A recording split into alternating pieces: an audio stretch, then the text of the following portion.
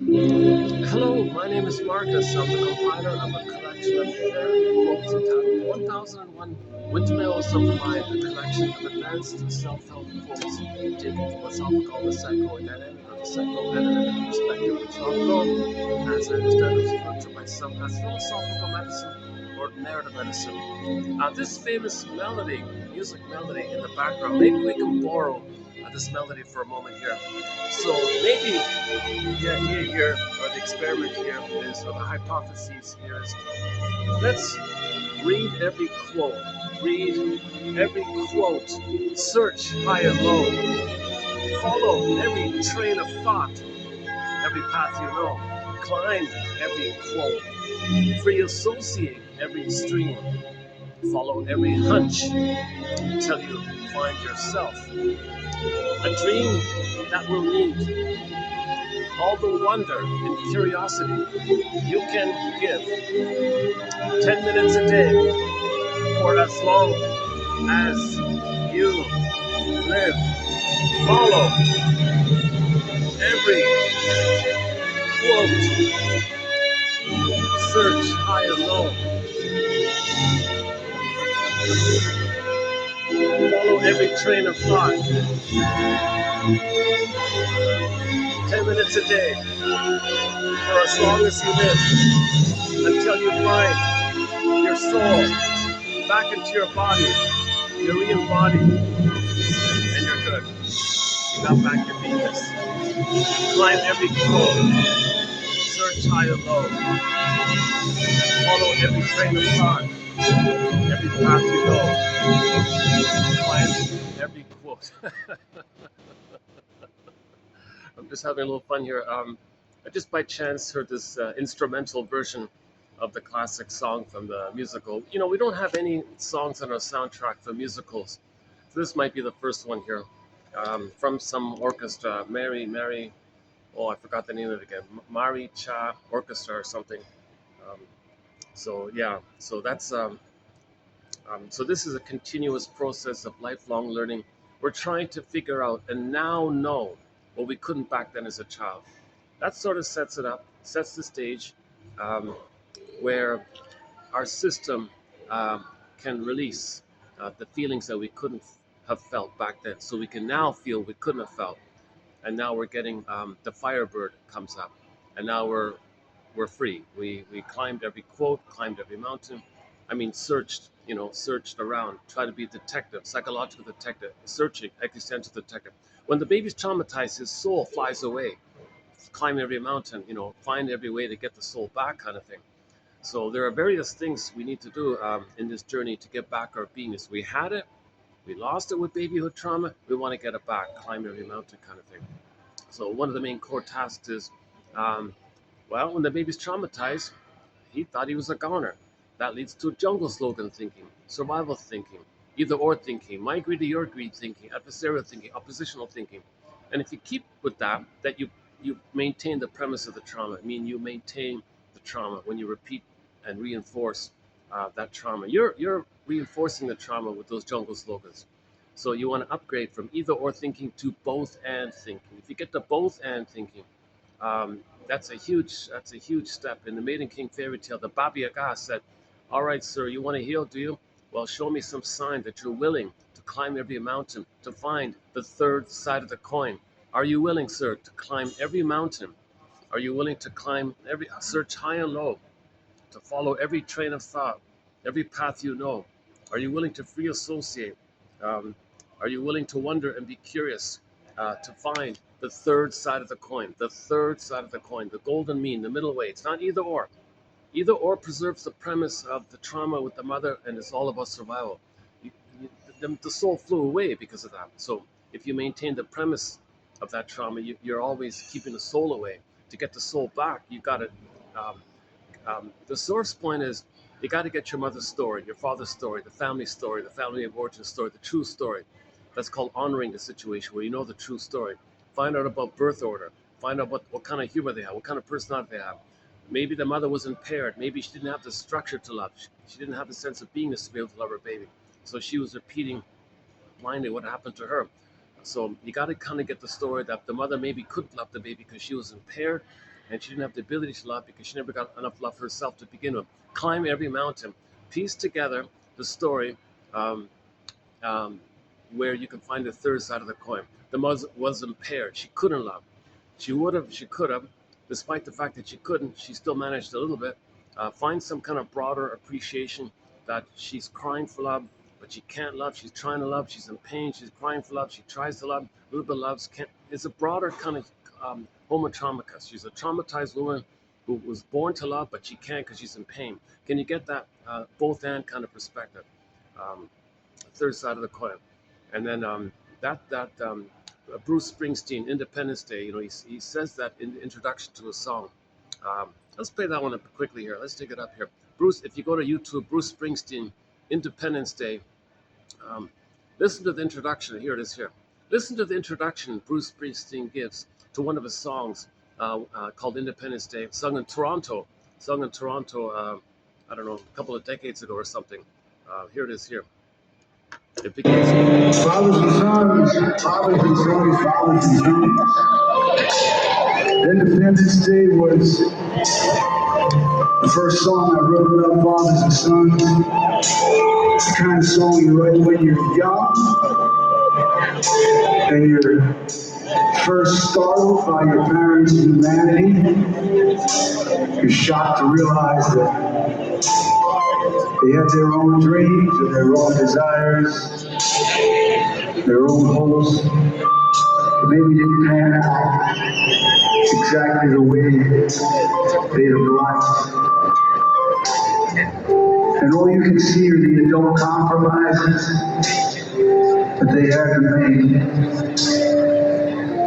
And you're still too young to take notice of the blessings that some of those compromises brought. And all you can see is the world that they seem locked into. And all you can feel is your desire to escape. Okay, it goes on a little bit from that. So Bruce Springsteen, right there, you hear that let yourself be startled and surprised to see your parents as adults, like people, human adults, like see them as people. Don't think about how they related to you as a child. Think about how your father related to his mother, and how your mother related to her husband, and see them like as two adults relating to each other. See them as people with hopes and dreams didn't pan out. Be startled by this fact, and they have a story, and they're people, and they're wounded, and they're crying for love. So that's the kind of, and that's what he said led to Independence Day, the name of the song. He means like emotional Independence Day, kind of like a play on Bob Marley's "Emancipate Yourself from Mental Slavery" kind of thing. So you get that emotional freedom. Now he explains that when he first wrote the song, it's as a teenager to escape physically from the dysfunctional home, physically, but the memories follow you everywhere you go. So you're still not free. It's within like that. And then whatever, 60 years later, he said he faced that traumatic script and was able to break free from that script. Then he got his second emotional Independence Day. So the first physical Independence Day, and the second one was the emotional, psychological, emotional freedom Independence Day. That's when you forgive the parents and see them as people, not idealize them as goddess or demon, not worship them. That's either or. Mother's a goddess or a demon. No, okay, no, she's a person um, with various sides to her, kind of thing. So the ideology of resolving either or thing, this either or thinking and jungle slogan thinking, if you trace it back, it kind of goes to this place where the baby wasn't able to relate to a mother um, and see her as one person. If the baby's too pained by the mother, oh my God, he can't handle confusion. Baby can't say to himself, gee, she's in a bad mood. I'll forgive her.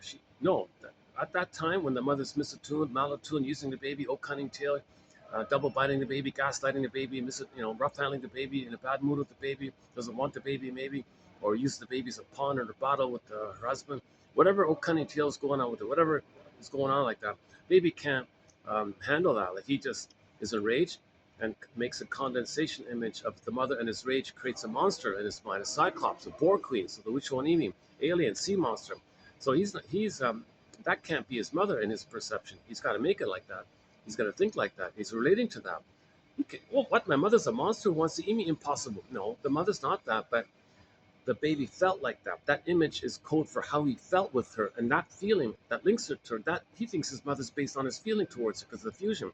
So he says to himself, gee, that can't be my mother. Split her off, deny it, compartmentalize it, put it in a separate psychic bin, bury it, split her off, repress, disavow, hide. I don't know, just it's a trick of the mind where you deny it so deeply, repress it so deeply, to the point where you don't let it link up with your hallucination that the mother's a goddess. So you trick yourself to survive that she's wonderful because babies need paradise. It is heaven or hell for the baby. In the beginning, it is a question of heaven or hell. Baby cannot do ambivalence. Baby cannot do the third side of the coin. Baby needs a perfect, blissful Garden of Eden, Shambhala, Shangri-La, Nirvana, blissful oneness, oceanic ecstasy, oceanic bliss, unico mystica, unio mystica, participation mystique. He needs this blissful feeling, or he's a god, he's dispersed, no time, floating all over the place. Okay, okay, good. All right. Yeah, it's Monday, mid-afternoon. It's good, usually a good time. Sometimes not, but so with these quotes, we're trying to climb every mountain here, follow every lead, climb every mountain, follow every clue, follow every lead, kind of thing. Let's play that one again. Yeah. So what we're trying to do in all these videos is climb, follow every clue. So these are all clues. All these 10,000 quotes here are clues. So let's follow every clue and see. It's kind of funny. um, yeah. So let's. A sappy emotional song. I know it brings tears for some people, kind of thing. But let's borrow the lyrics for a minute here. And So for our emotional freedom, well, read every quote, follow every clue, search left and right, free associate. What does this quote remind me of? What does this quote suggest to me? And when you get a feeling, validate your feelings. Validate your feelings. I must have a very good reason for feeling this. What's the hardest thing about this feeling? So if you feel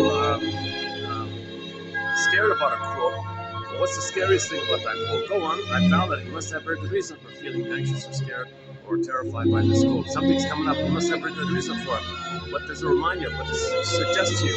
Follow every lead. Follow every quote. Search high and low. Follow your train of thought. Every path, every way you know. Interpret your dreams. Same thing when you wake up in the morning with your dreams. Climb every quote.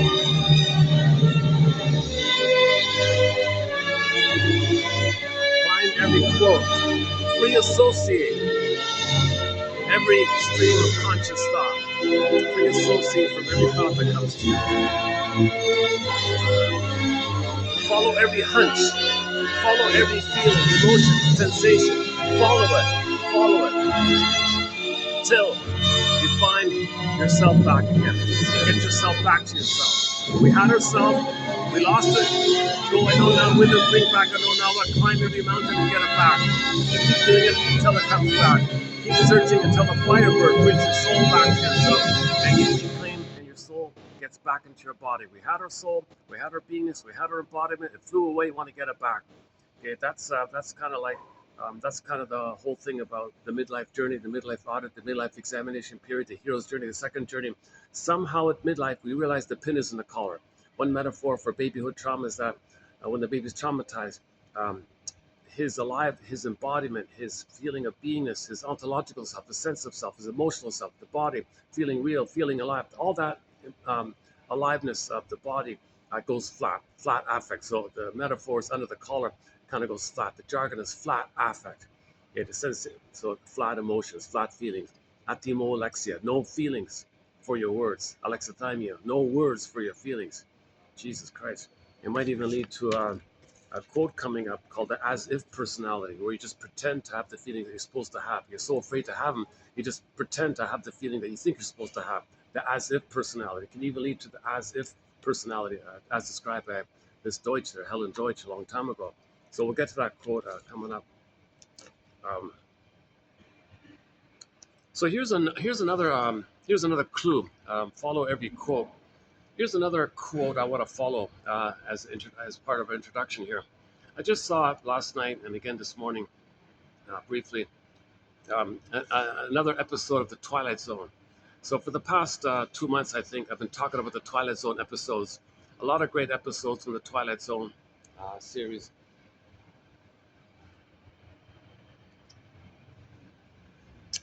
Okay, as you can see, I'm in a public venue. There may be a few little interruptions, or sometimes I check around, make sure I'm not bothering anybody or something, or somebody's looking at me and what's that? Okay, so I've been talking about the Twilight Zone, excellent show. It takes, uh, in my opinion, maybe 1 out of 10 are really excellent, and those are the ones we've been discussing. Okay, Gabe's story, great one. Gabe's story. I can spend an hour on Gabe's story. Wong's Lost and Found Emporium. I can spend 2 hours on that one. That's a great one. Wong's Lost and Found Emporium. Gabe's story. Memphis, another good one. The key to your future lies in your past.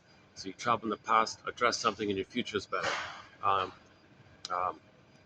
um, One Life Furnished in Poverty. Also a time travel thing. Um, and uh, Take My False Life, Please, about facing shame. So um, shame is metaphorized as hell, because hell is a picture of the emotion of shame, shame being a burning, biting feeling. So the guy had to go to this hell place, meaning facing shame. So the Twilight Zone, these are self-contained, like mini plays, like on a theater thing. These are allegories, these are parables, these are symbols, these are just metaphysical ideas to stimulate your thinking, to symbolize something that's within that we don't see, but you symbolize it. So it's not real, the stories, but they point to something invisible that's real. So the Twilight Zone has done a very good job. So um, okay. So recent episode. So Saturday was a good one.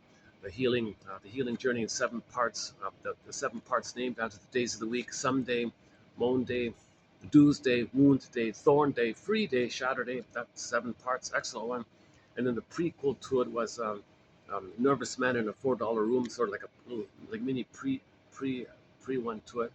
And then we discussed recently the Forbidden Planet film, 1956 Forbidden Planet, about the whole planet, machine planet, being a symbol for your unconscious, and the idea that the child thinks he manifests things. Well, the conscious and unconscious, so the id monsters, monsters from the id. So when people think something scary like that, no, well, the film is teaching you that what if we can make a picture of how you felt, and you don't know that you feel it, so create a picture to know it's within. So it's all about knowing that it's within. These monsters and beasts and all, they're all within. They're just pictures of how you feel with this trauma. So you create a monster like that. So like the guy Morbius, was angry. Somebody insulted, wasn't nice to his daughter like that. He was trying to be polite about it, but really unconsciously was angry. So this planet materialized a Tasmanian devil kind of creature to attack the guy, but he didn't know it. He didn't know it. So the point of the film is to teach the viewer that these monsters are manifestations of how we feel within, but we're not aware of it. So there is such a thing as an unconscious. So the whole film is simply telling you there is such a thing as an unconscious. Okay, these id monsters. They showed you these monsters called id monsters, monsters from the id. That's the energy of the unconscious. The energy of the unconscious. So all the energy is natural that the baby's looking for mother and to go through the developmental process, to be loved, to be seen, to go through and have the psychological. But if that's all squelched and rejected due to mother's gaslighting and double binding, that energy gets repressed and buried into a loop in the survival brain. That energy is called the id. And so that's the energy of the trauma memory, and all your life forces invested in this loop of the trauma with the mother, unfinished with her, unresolved with her, all the energy going like that. You couldn't be yourself. You can't use your energy for your beingness. The beingness didn't develop. You can't use your energy to express your unique self because you don't have your beingness, which would allow you to know your unique self. And all the gifts and treasures that come with the beingness are not available to you. So all that energy that's supposed to be for your present normal life is kind of devoted to this infantile rage with the mother, this unfinished business with her. So you're gonna things are kind of whacked now. Like you might be shaming others the way mother shamed you to try to tell the world she shamed you, or you might be self-defeating, hoping mother will change. Or you might think some pint of ice cream or some bottle of wine can be mother's sweetness and spirit for the past. You're doing these dysfunctional kind of things like that. So all the energy that's pushing these dysfunctional living, all dysfunctional living is being driven by the id, right? The energy that's meant to be for the beingness, but it's not. The beingness is not there. So where's the child's energy? Where's his life force? It goes to this traumatic loop, infinite loop circle. So I think that's one way of describing it. In the film, they had a definition for it. The elementary basis of the unconscious, I think they said. And then we followed up. We followed that up. There's a very good tag on a tribute. That's a good film, 1956 Forbidden Planet film. It's a metaphor for the unconscious. So we discussed that. I spent hours on it recently, and there's a very good follow up to it. 10 years later, 66, from the Star Trek people, the original series with Spock and all that, um, called Requiem for Methuselah. Methuselah was just some kind of made up symbol to refer to the timelessness of Homo sapiens being traumatized, and Spock's playing the requiem for the loss of our soul. So requiem, the music at the funeral. Well, it's kind of like our soul is missing. So like lost, it's not gone totally, but all the time without our soul. There's a requiem for this pain of not having our soul around. So there's Spock playing Brahms or one of those guys. Interesting. So we talked a lot about that Star Trek episode. Very good episode about the eternal triangle. I'm going to pick up on actually a little bit about this eternal triangle. So the conclusion was, oh boy, yeah. There's a. I covered it. I covered it in depth for several hours in the past videos. Um, but the baby's supposed to feel safe with the mother, to separate from her, and then connect with the father in a developmental process.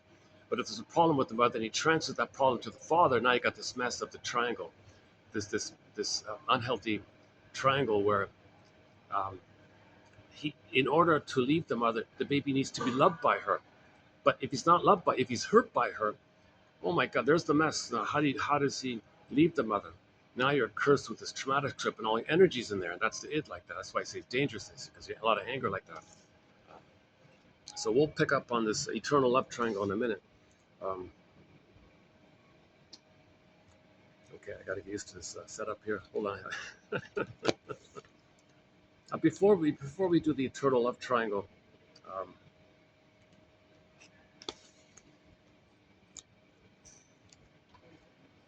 yeah, and the past few videos, I would highly recommend the discussion in the past, I don't know, 2 weeks or something, about Forbidden Planet and Star Trek. Those are very inspiring, informative um, quotes. Follow every quote. So I really try to follow a lot of quotes recently.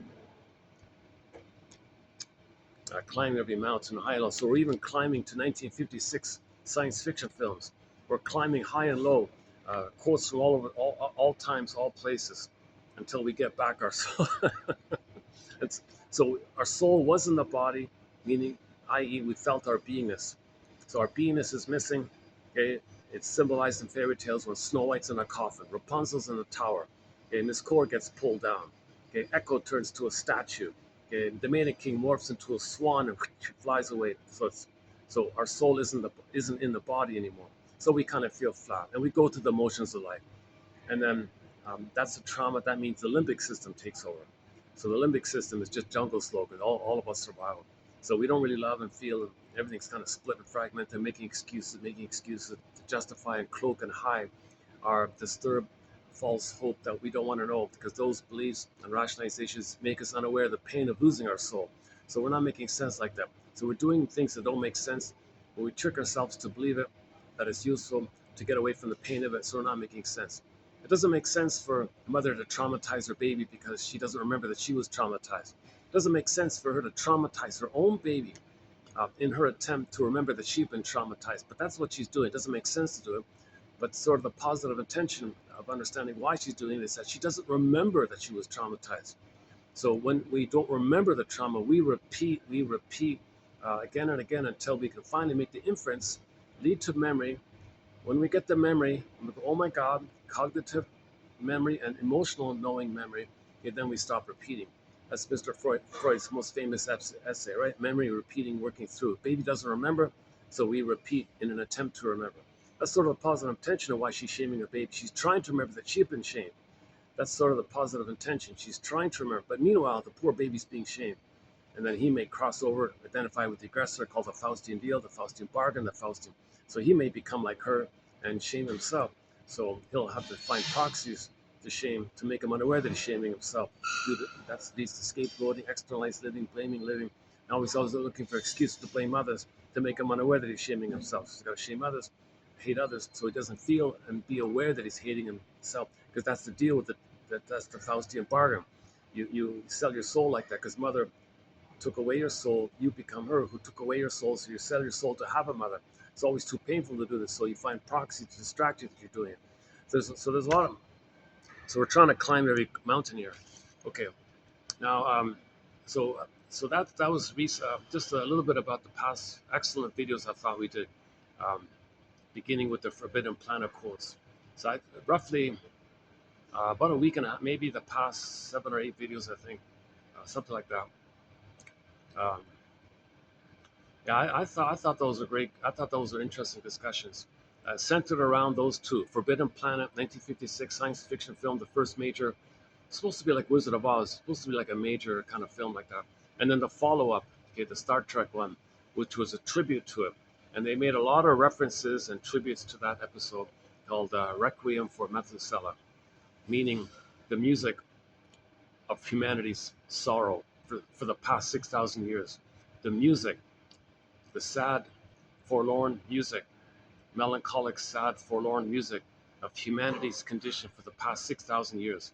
Because they said in the film, we became traumatized 6,000 years ago. And that's symbolized by Mr. The guy there, the guy who lived for those, the guy who was alive for 6,000 years, this fictional character who lived for 6,000 years. The 6,000-year-old man, put it that way. And he lived all these different famous people like that. And then at the end, he just played some anonymous character, still looking for a mother. So he tried to create a robot to make the robot be a perfect mother, a perfect woman to be. He was still looking for the blissful oneness. So that's what happens when the chords are moved. We lost the blissful oneness. So for the past 6,000 years, we're looking for the blissful oneness. So this guy, this 6,000-year-old man, was finally trying to perfect and fine tune the ability to create a perfect mother, a perfect woman, perfect, beautiful. So it was a robot though, but he was working on it, working on it. The thing that's missing was every baby wants the mother to voluntarily um, comfort and soothe the baby, right? So she wasn't human, but he was trying to like find some way to, I don't know, create a level of consciousness where he can think it's human. I don't know. So he was trying to make it. Um, that's the missing piece. He couldn't make the robot human kind of thing, but it looked pretty. It was pretty close, so to speak. And then enter the visitor, the Kirk guy. The Kirk guy saw just one look. That's all it took. Oh, just one look. So Kirk saw her perfect woman, mother. He wanted her. Give me mine. So most people would say, well, he's the father, she's the mother, the baby Kirk. Come on, father, I want mother. He might think that that's one way to think about the triangle. That's sort of the traditional way to think about the triangle. But I'm not really going with that one too much.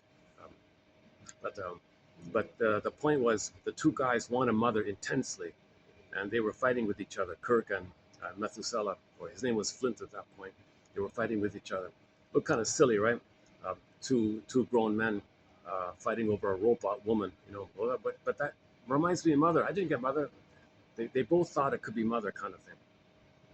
Methuselah knew it wasn't perfect, but Kirk didn't care. He didn't know it. Actually, he didn't know it was a robot at first, right?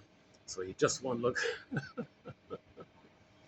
So the conclusion was the eternal love triangle. Those two guys made a fool of themselves, and the symbol of the robot going kaput and the circuits overloaded and she went kaput.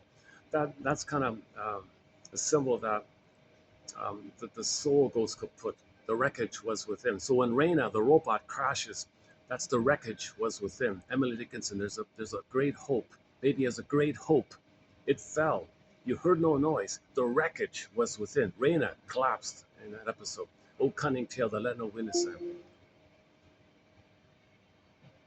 Yeah, doing okay? All right.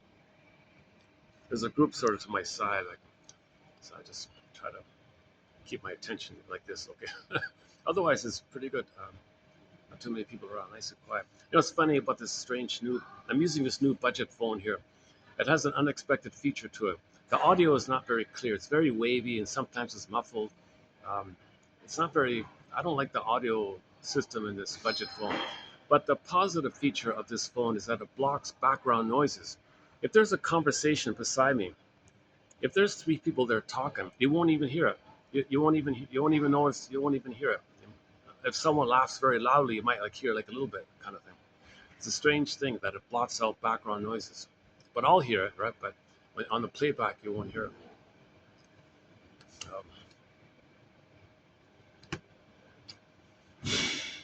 Okay, so yeah, that's just a teaser introduction, Forbidden Planet and the Star Trek episode.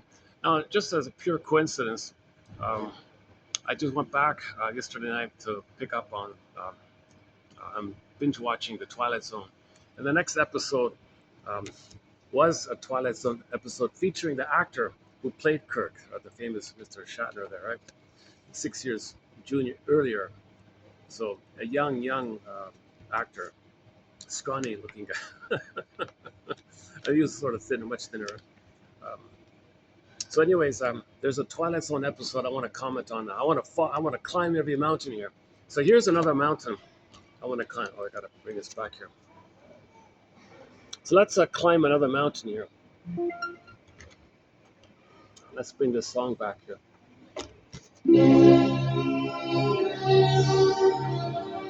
Okay, I want to now begin to climb another quote. I want to search high and low, left and right, around this quote.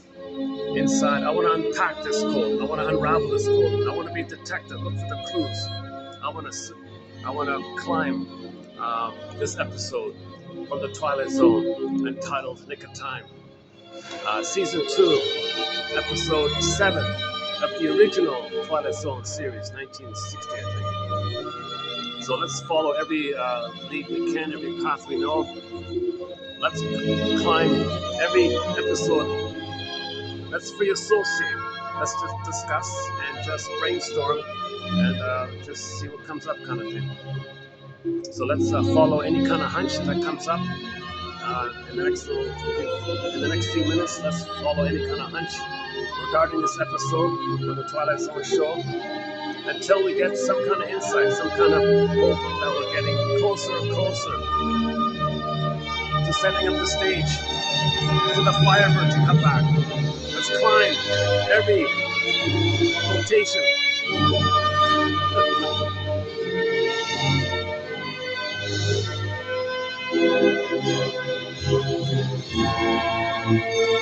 Now this is a dream, a quest, a midlife audit, a midlife quest that's gonna need, that will need all of the wonder, curiosity, and questioning mindset that we can give it. 10 minutes a day, for as long as you live. Every mountain.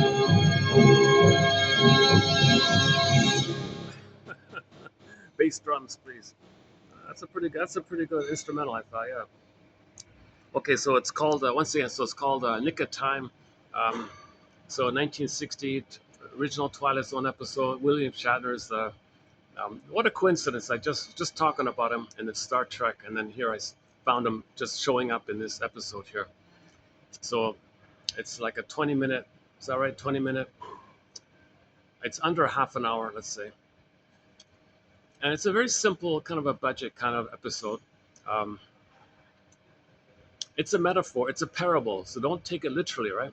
Like so you gotta like unpack it a bit. So the episode is a couple just got married. Forgot their names. So a young couple just got married. So William Shatner plays whatever his name was, married to some young pretty girl, I guess. Um, Not my kind of a bossy girl, smart but bossy kind of girl. Anyways, they're young. It didn't look very convincing. They didn't look like a happy couple. I don't think in real life the actor liked her. I don't think they liked each other. Okay, okay, just actors. You can't expect actors to genuinely, like, really be in love with each other, right? But anyways, they were pretending to be in love with each other, but it really was pretty bad. They clearly didn't like each other, as actor and actor would. Okay, back to the episode. Back to the episode. Um, so, so this couple there's a couple that just got married, right?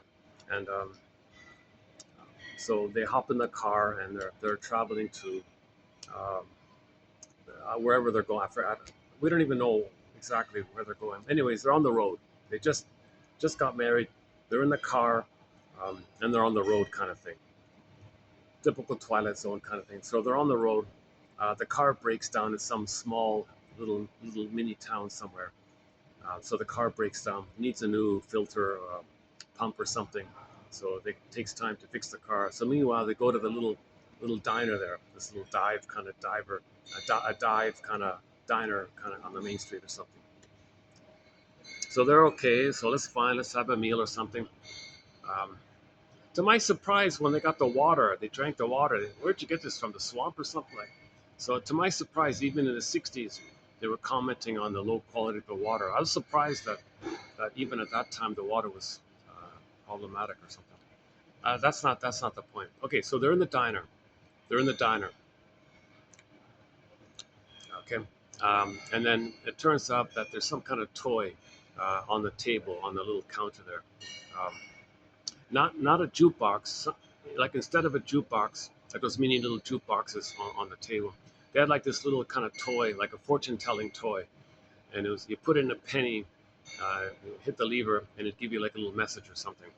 Um, but it, but the instruction was you have to ask like a yes or no kind of question. Don't ask, to give you like a full explanation for something. That's a bit of a trick like that. So ask, so you ask a yes or no kind of question, put in the penny, press the lever, and it'll give you a little slip, a little piece of paper. Um, so it turned out, so he was super. Oh yeah, he was superstitious. He carried lucky charms and rabbit foots. And so the fellow, the young guy, was a very superstitious kind of guy or something, just in general. So he was very fascinated at this. Mystic seer, the mystic seer, just a little dinky little tin can. It was just a little tin can kind of thing. Um, like it looked like a bubble, maybe like a bubble gum machine or something. Just a very simple, super simple little kind of device or something. Um, and all it does is once you put a penny in, it'll give you a piece of paper, like a little note, like some vague general kind of comment.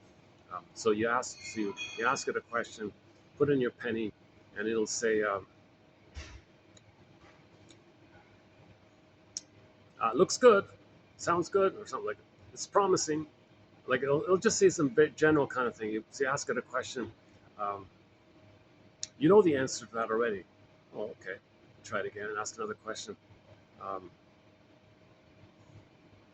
if that's what you want, they gave the and it turned out that the guy was able to twist and fit um, his question to the vague comment on the paper and make and imagine that it was knowing him, like it understood him, it was responding to him, like it was connecting like that. So he tried it again, and every kind of vague kind of statement he got, he could find some way to fit it somehow. Like he would try to fit it.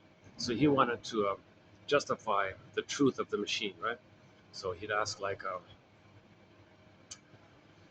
"Oh boy, um, will the car get repaired?" It's already been done. Oh, and just by coincidence, the mechanic walks in. Oh, good news! We found a part. Your car's fixed. It was just a coincidence. So there were a few little coincidences like that. But he would twist the coincidence. He would twist it to believe his importance, to believe the machine, to believe his importance, to believe his power, to believe the mother, to feel important, to feel that he knows something, like to feel um, some kind of strength or something by him and this machine or something. So he took every coincidence. It's no coincidence. No, no, that really knew it. That mystic seer. They had like a little bubble head on the top of the thing. Some scary looking guy. Right? Um, so this ghoulish kind of guy was bubbling on the thing, right?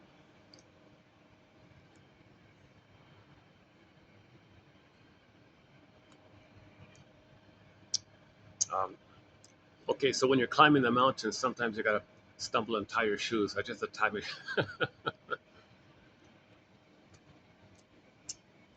Gee, a little awkward. These. I got these. I got this table of people just sort of kind of looking right in my direction. I wish I could. If I can. No, if I turn it, you can see them, right? Try for privacy, right? Are you hearing me? Okay.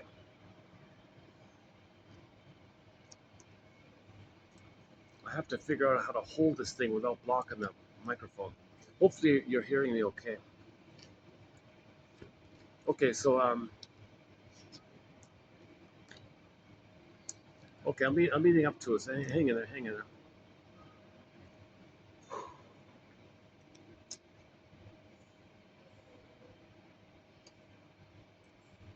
Okay, so for some strange reason, every kind of question the fellow asked, and every kind of vague little, um, general vague kind of comment, he could sort of fit it in somehow.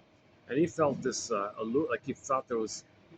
He started to think that this machine, this mystic seer fantasy bubblegum bubblegum thing called the mystic seer, the all-knowing, all-powerful, all-knowing, mystical knowing, magical knowing fantasy thing, yeah, somehow knew him, understood him.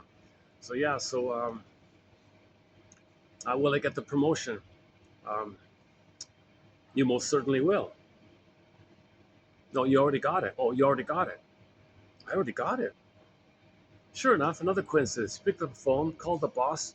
Oh, congratulations, you got the promotion. Just a coincidence.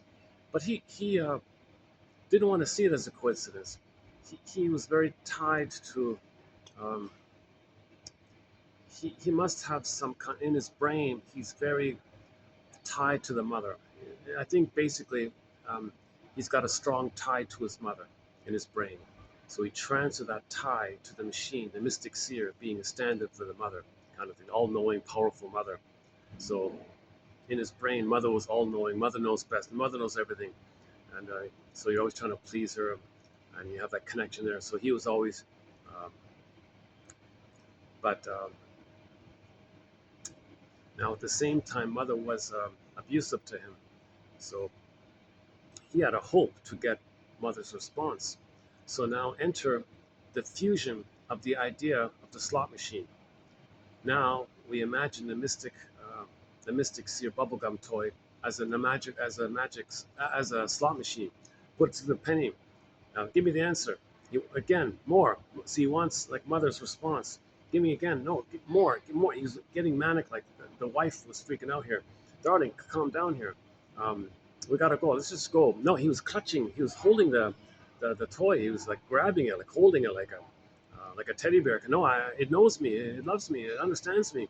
Have you lost your mind here? Okay, so I don't have the whole script for, but here's the main thing. So, darling, so the wife the newlywed, the wife said, darling, darling, let's get going. Come on, we gotta go here. The car's fixed. Let's get going here. No, no, this machine, it knows me, it loves me, it understands me, it tells me the future. It knows me, it understands me. It's my mother. He doesn't. He's not aware that it's his mother. He thinks he transferred the mother circuits onto the machine, and the machine has the logo of the frightening character. Right? So that's his rage of the mother. See, ironically, he's drawn to that mystic seer image because that mystic seer image is his angry, rude, aggressive, rude, angry character. That's his anger. That was a picture of his anger at his mother. So he had an uncanny attachment that the symbol on the machine was how he felt with the mother. So you got the machine, okay, that's his mother, and how he felt, that's the bobblehead character, that's him, how he felt. So he felt this uncanny kind of connection like this. Um, so that machine and the image triggered his psychic structure, his wiring, and now he feels a connection like that. The wife is in a bit started to panic like this. Um, so, darling, I didn't know you're so superstitious. Darling, you're acting like an addict here. Come on, enough with this superstition and this addictive kind of mentality here. Come on, let's go, let's go. Come on, come on. Um, and he said, the guy said, um, no, no, darling, darling, this machine knows me so well. Do you think I could just walk away from it? And there now he's clutching the thing, right? Um, and he says, the wife says, well, seriously, darling, are you just going to sit here in this diner here in this dive, clutching this thing, and let that stupid little thing run your life? Darling, what do you mean run my life? Why do you say that? Well, you're um, you're fitting it, and you're depending on it.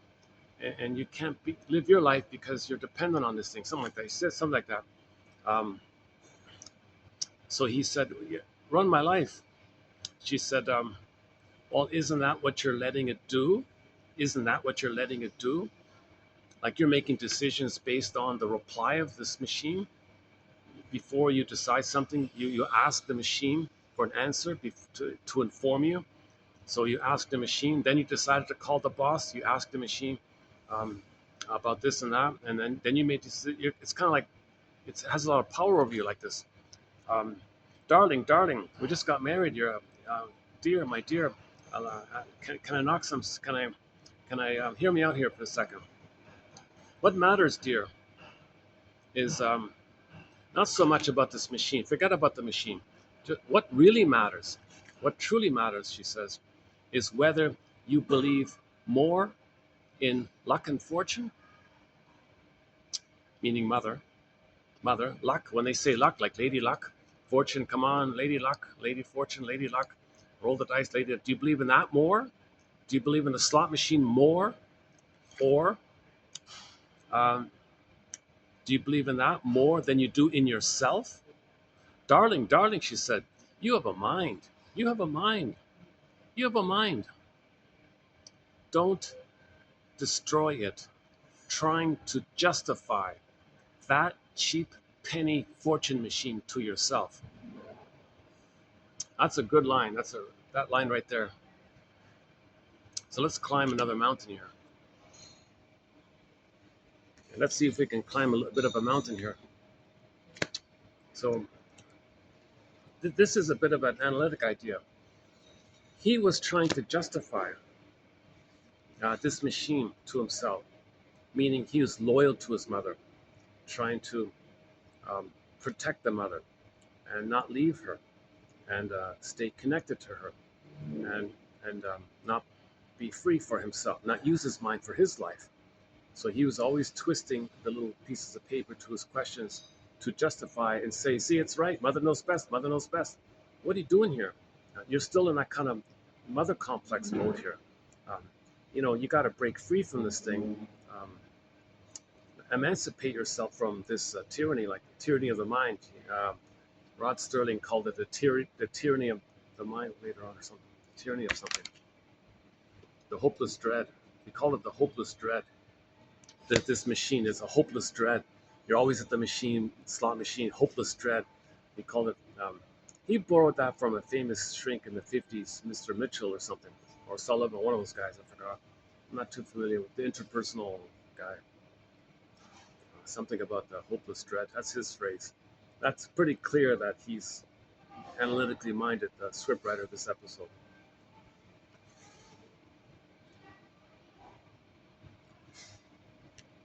Okay, again, do you? So the man says, "Do you think I could just walk away from this machine and know so much about me?" Well, darling, are you just gonna sit here in this diner and let that little toy ruin your life, run your life, control your life? Hey, wait a minute. What do you mean it's gonna run my life? What are you talking about here? Well, isn't that what you're letting it do? I mean, you even make decisions based on where we're gonna live according to what the slip of paper tells you all the time. So it's running your life. You're not making choices autonomously. You're always checking in with this mother machine to tell you what to do. And whatever the mother machine says, you follow it, kind of thing. Darling, I don't care about the coincidences here or how many times the slot machine gives you a few rewards or something or some allurement or something. What really matters, dear, is whether you believe more in this machine, more in this kind of luck or quote unquote fortune, than you do in yourself. Darling, you have a mind. Please don't destroy it trying to justify that cheap penny machine to yourself. And it was a cheap penny machine. It was just a rusty old tin can. It was an ugly looking tin can. You could put the penny in and it just squeaks out a little piece of paper. It was the flimsiest, cheapest little thing you can imagine. Don't destroy your mind trying to protect um, that to explain um, your loyalty and your dedication. Don't destroy your mind.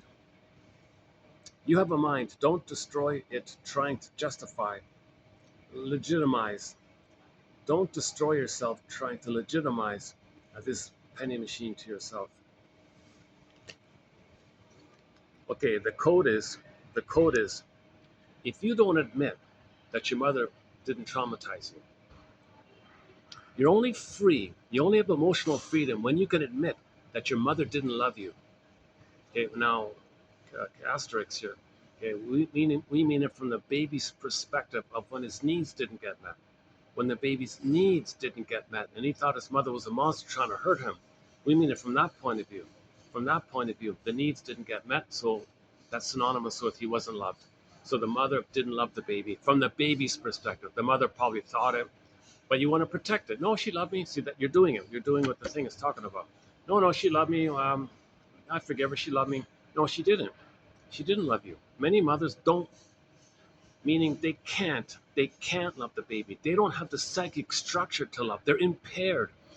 They don't have the beingness to love. The mother needs to have a beingness, an embodiment, an ontological self, a sense of self. Who loves? A person loves. Like a beingness has to love. There's no beingness there with the mother. She lost the beingness. It turned into a swan and flew away.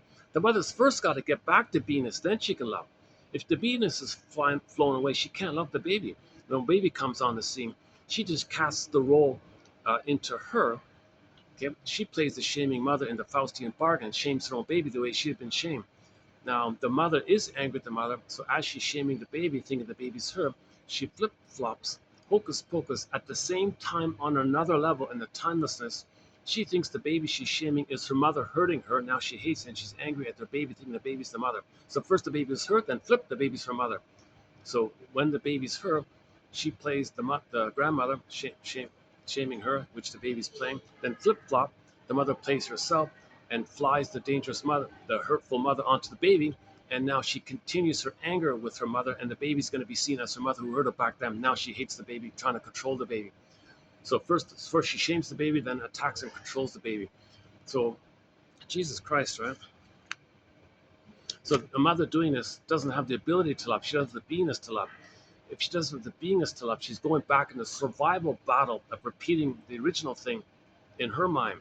She's stuck in the past. She's dwelling in the past. She's lingering in the past. She got a lot of pain in the past. So the present's still the past, or she transfers the past to the present. The present is called the presenting past, where she transfers the past to the present due to the compulsion to repeat. So there is time. So when she repeats and there's time, you transfer the past to the present. Okay, due to the compulsion to repeat, the past is going to be transferred to the present. So she's going to do several. There's a few main versions of it. If the mother crossed over and made the Faustian deal, the Faustian bargain, the Faustian pact, i.e., identification with the aggressor, that means she's got to sell her soul. So she sells the baby's soul, thinking the baby's her.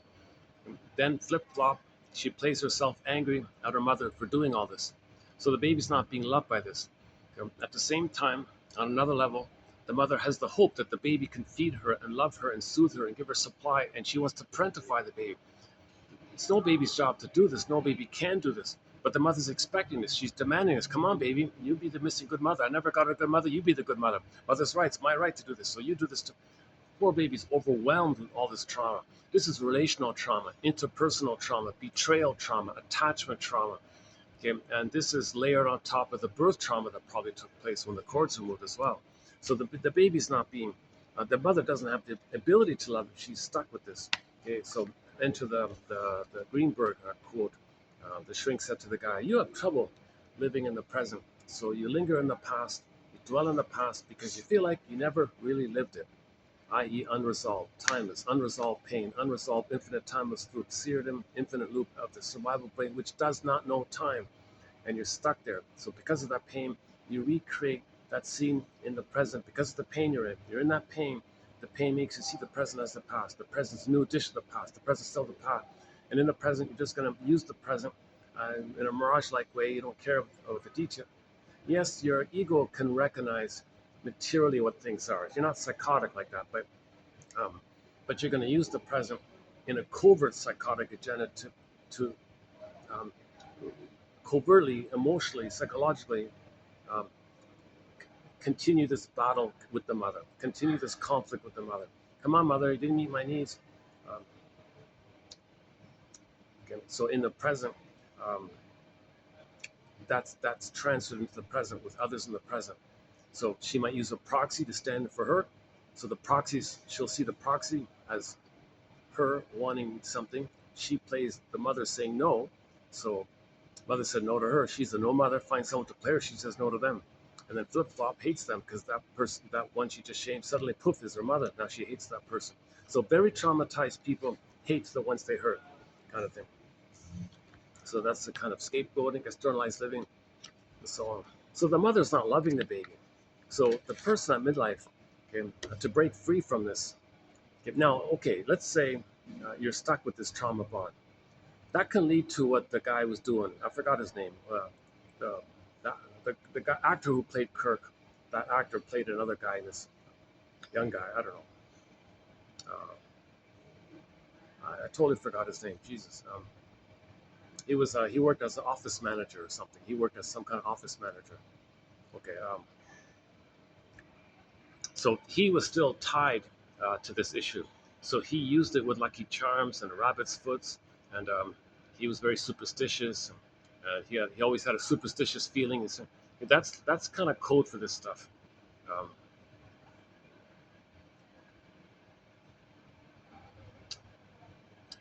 and he didn't believe in coincidences, right? So no, no, that's true. It's true. There were some coincidences in it, but it could be coincidental. Those things could be. You're in a small town. You're getting your car fixed, and you just ask the question of the machine, "Will my car be fixed?" Oh, it's already fixed, and the guy comes and your car's fixed. Like that could happen. That's it's a reasonable coincidence. The odds are kind of. It's true. It's kind of slim, but but many mechanics might suddenly find the part in the last minute or something. I don't know.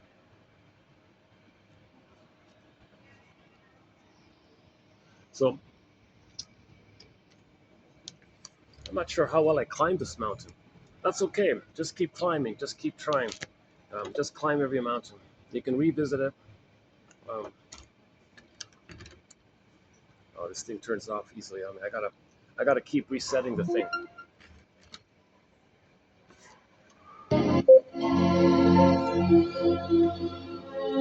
Okay, even if you climb a mountain and you stumble a little bit, I'll take a rest and climb again. Keep trying again. Put it aside. Maybe climb another mountain.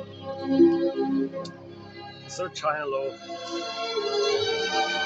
Follow every train of thought, and think about what could be learned from that attempt that I did. So what could I learn from what I just tried to say?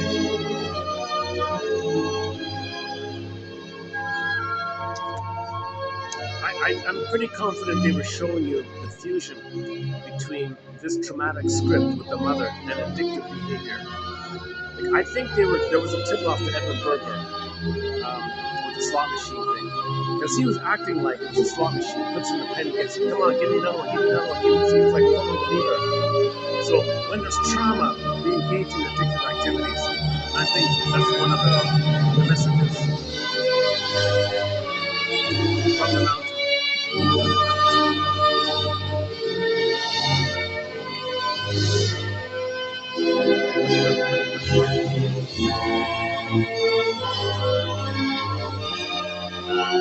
Reassociate every stream of consciousness, follow every hunch, follow up on your mistakes, self-reflect until you find something that allows the swan to come back, goes back to the mating king, and you become re-embodied.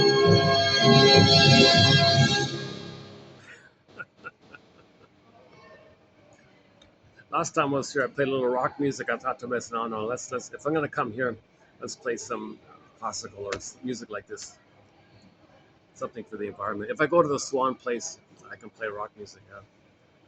The outdoor. There's another venue I go to. It's outdoors, and there's a lot of noise around, so I can play a little. Last In the last video, we played some Dan McCafferty, a song called "Love Leads to Madness." That one there. I do feel like I'm missing something here. Let's try one quick run through again. Um, so he says, "Darling, do you think I could just walk away from this machine? It's telling me my future. It knows me so much. It's telling me everything. It knows me so well. Geez, come on, darling, don't ask me to leave this machine here. Seriously, darling, you're just going to sit here in this diner and let that little tin can run your life or something? Run. Wait a minute. Run my life? What do you mean this is running my life? Well, isn't that what you're letting it do?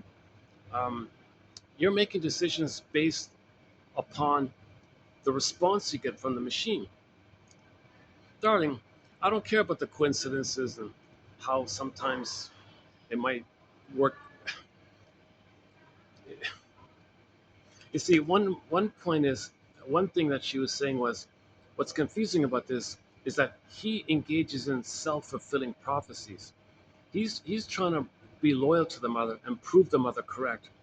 So if the machine predicted some problem or something, he unknowingly would orchestrate it. See, mother was right. Well, darling, you kind of orchestrated it. You had the question in a certain way, and then you did things whereby the negative thing happened. So, for example, one scene was um,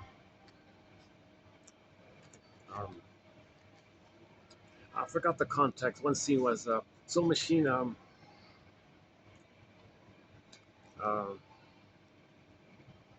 should we wait until 3 o'clock before leaving here? Not a good idea. It said. Oh, not a good idea. The woman got impatient. Come on, let's go, let's go, let's go. And it was before 3 o'clock, just before 3 o'clock. So it's like a couple minutes, just like 2, 3 minutes before 3 o'clock. So she yanked him out, and then he's like dreaming about not paying attention or something. Walks on the street, and a car nearly hits them. And then look, darling, you see, it was right. Well, for Pete's sakes, you know, you wanted it to be right. You're loyal to the mother. You're going to self-sabotage to maintain the traumatic bond to the mother, and you can't leave the mother. So this is concerns me here. Are you going to be married to mom, or are you going to be married to me? Yeah. So that was sort of her big speech here, darling. Um, don't um, sabotage your mind and your life. Uh, Always trying to please your mother, save your mother, and be loyal to her, and be dysfunctional to please her, kind of thing. Um, you know, don't destroy your soul trying to justify that cheap penny fortune machine to yourself. So that shameful memory with the mother, that neural circuit of the shameful, painful, traumatic memory with the mother. It's like a cheap penny fortune machine. It's gonna it's gonna be a repetition compulsion of the disappointment, repetition compulsion of the disappointment. So the clue to this is that when finally he came to his senses and they went on their way. Yes, and the young guy looked at the machine. Yeah, we're gonna decide our life. And he's looking at the machine. Goodbye, mother. I'm gonna live my life. Enough, mother. Um, you controlled me and dominated me, and you wanted me to serve you for the rest of your life. I've got a life. I'm gonna be free here. Goodbye, mother. So he said goodbye to the machine. You can see him staring at the machine and with the monster bubble head on there. Goodbye. We're gonna live. So he was kind of like saying goodbye to his mother. So his wife was relieved. He came to his senses like that. So they walked out of the door of the diner, and just as they were walking out of the door, another couple came in. Um, the makeup artist did a very good job with this other couple that came in. They really looked miserable and depressed and gloomy and sad. And they went to the machine, and they were dependent on the machine. Can we ask you any question now? Okay. Are we ever going to leave this small town? No, no. Oh my God. They were stuck. They were stuck, and they were miserable. They were stuck. So the narration was, well, there you have it, folks. You can spend your life trying to please your mother who hurt you. It'll never work, and you'll be like that miserable couple you see. Or you can um, choose otherwise, like the first couple, and live happily ever after. Roll down the highway like they are. This miserable couple, they're in a kind of a tyranny with that machine, and it becomes a hopeless dread for them.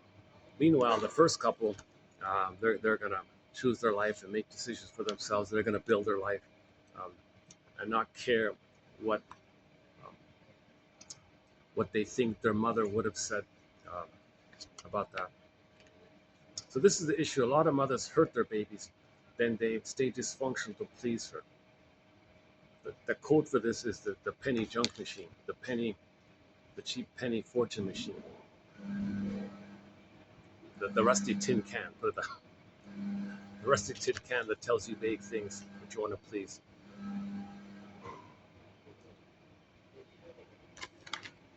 Okay, now if you're going to watch this episode, climb every mountain, follow every thread. So the thread from this episode called Nick of Time, Nick of Time, um, is going to be Gabe's story. So the springboard from this episode, um, I would highly recommend going over to Gabe's story. Now that's an excellent one. Just consider this Nick of Time one just a bit of a preview, just a little teaser, and then go to Nick of Time. From Nick of Time, go to Gabe's story. Now you're getting somewhere. Now you're getting somewhere. Now you're going to climb a mountain. If you go to Gabe's story, you'll really be climbing a mountain. Now in Gabe's story, you see something a little bit similar. The guy's miserable in his life, being dysfunctional, repeating disappointments to please the mother, loyal to the mother, because the mother said, "You can't leave me. You can't be yourself. I need you. With me against me. Okay, mother, I'll please you."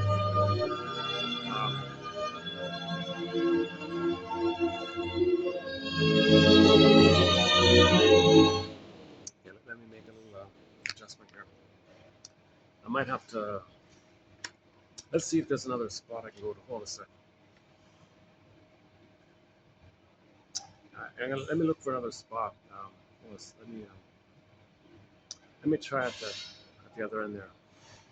Can I think I can leave my stuff here. Yeah, should be okay.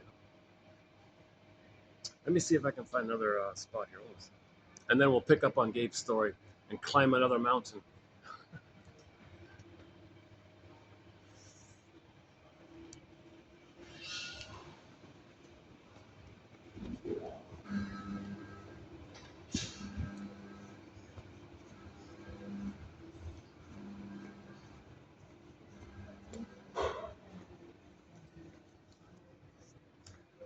That one's taken. How about this one? Aha. No, that one's taken also. Oh, they're all taken here. Son of a gun.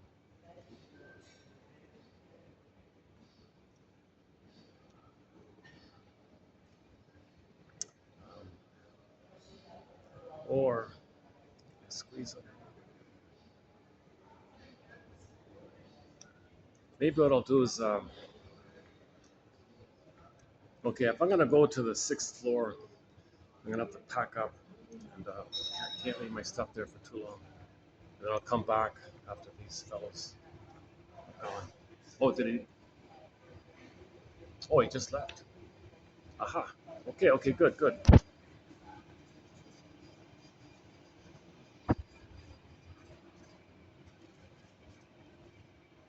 Hey, while I'm up, check this out.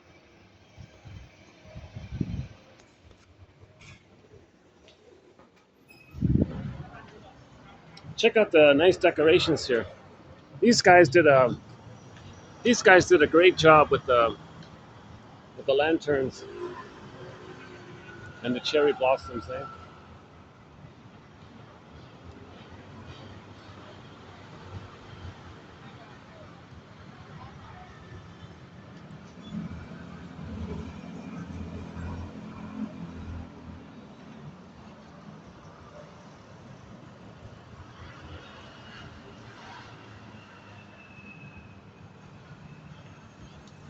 These quotes that we're posting are kind of like a lantern helping us to give us night vision so we can see.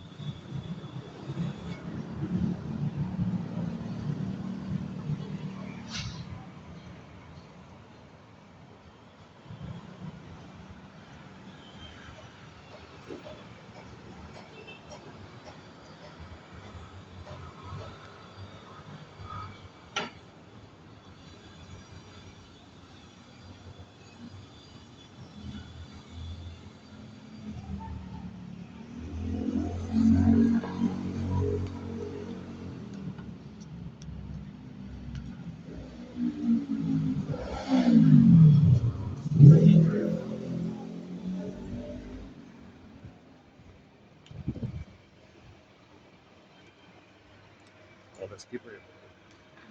Hi. I'm going to play some music. Is that okay? Yeah, okay, maybe about, for about maybe 2 minutes. 2 minutes. Maybe for about 2 minutes. I'm going to play some music. Are you, is that okay? Yeah, okay, okay.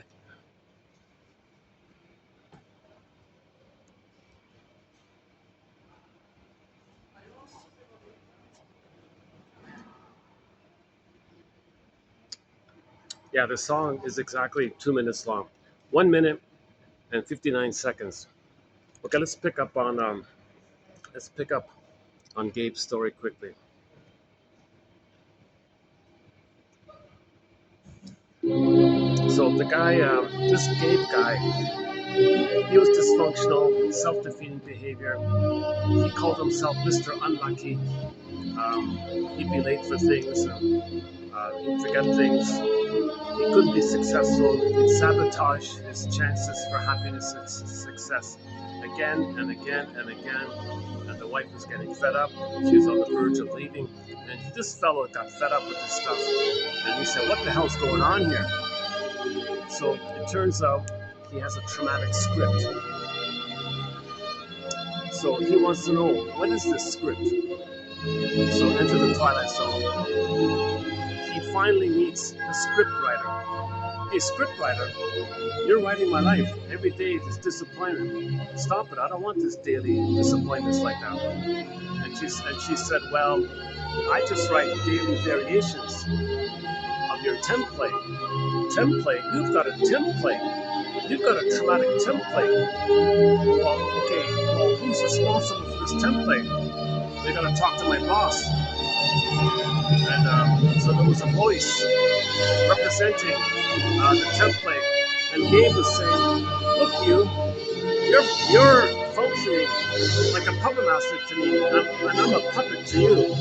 I want to break free here. I want to sever the tie with you here.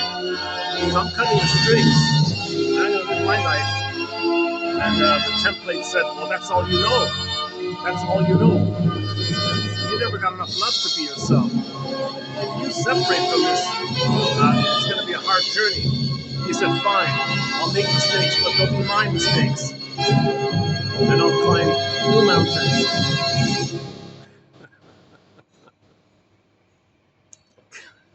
I don't know if you can hear me over the music there. So just quickly again, so the metaphor was um,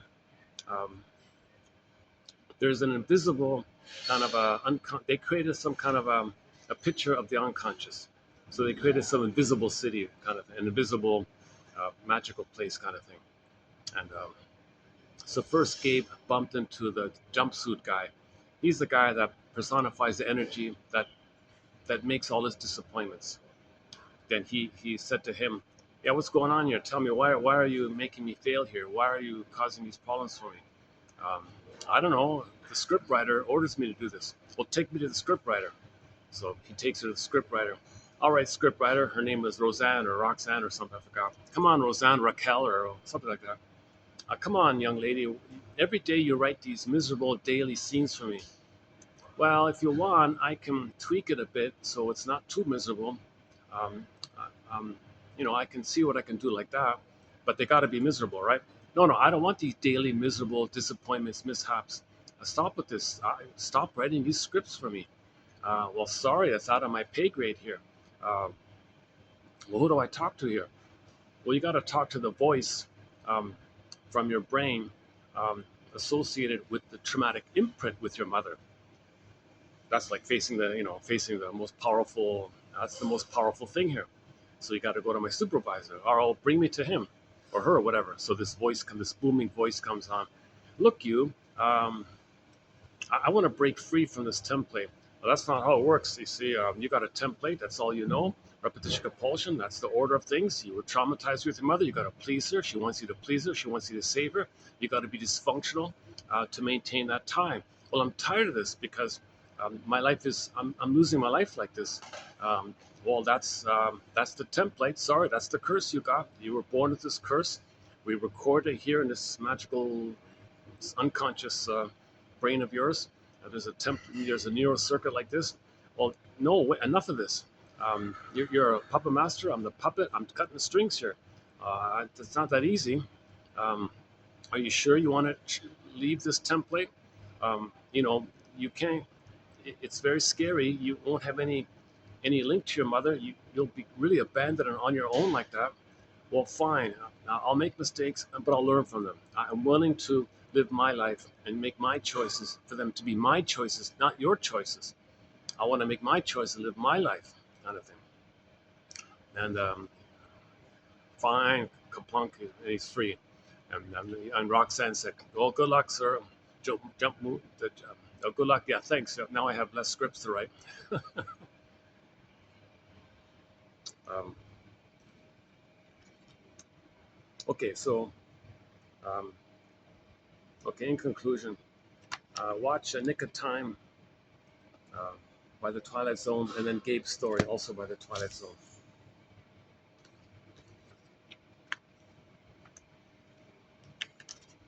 Okay, let's okay. What's next here? Oh, today's quotes. We're gonna do today's quote. Okay, today we'll be doing Solani. Solani's a good author, yeah.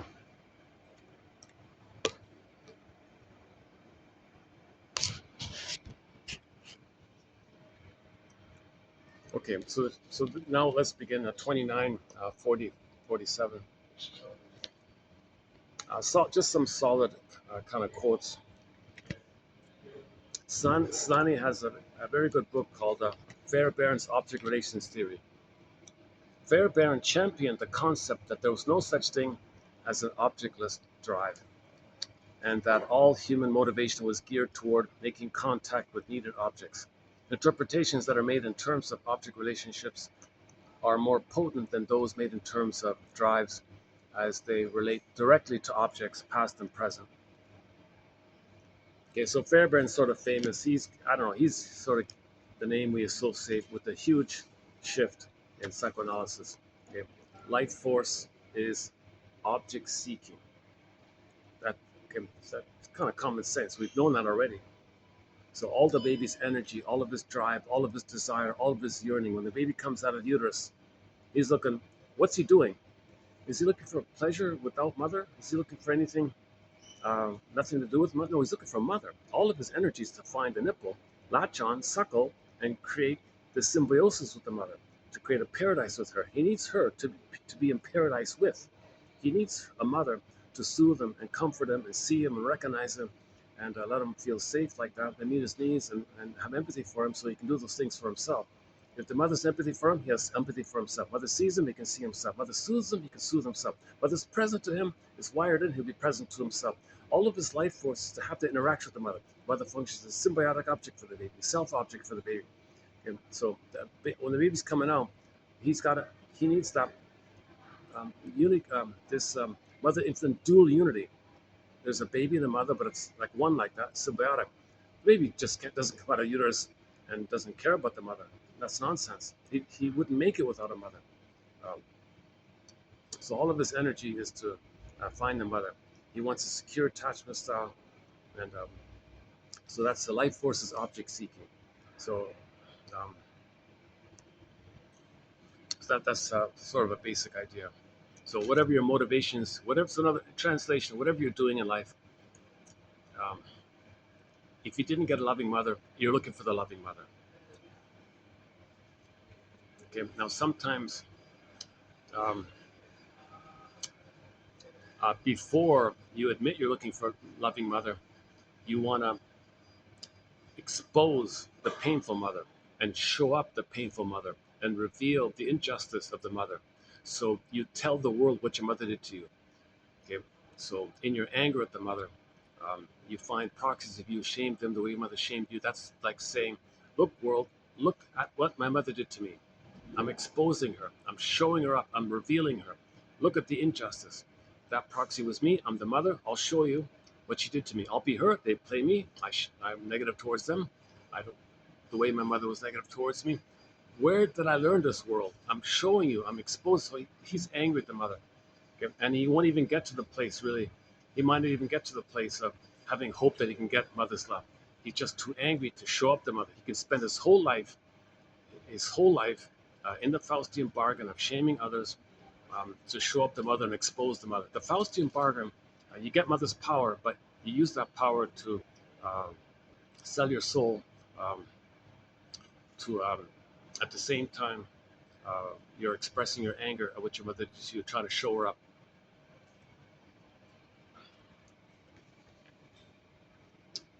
Yeah, you won't hear that conversation beside me. That's a funny feature about this phone.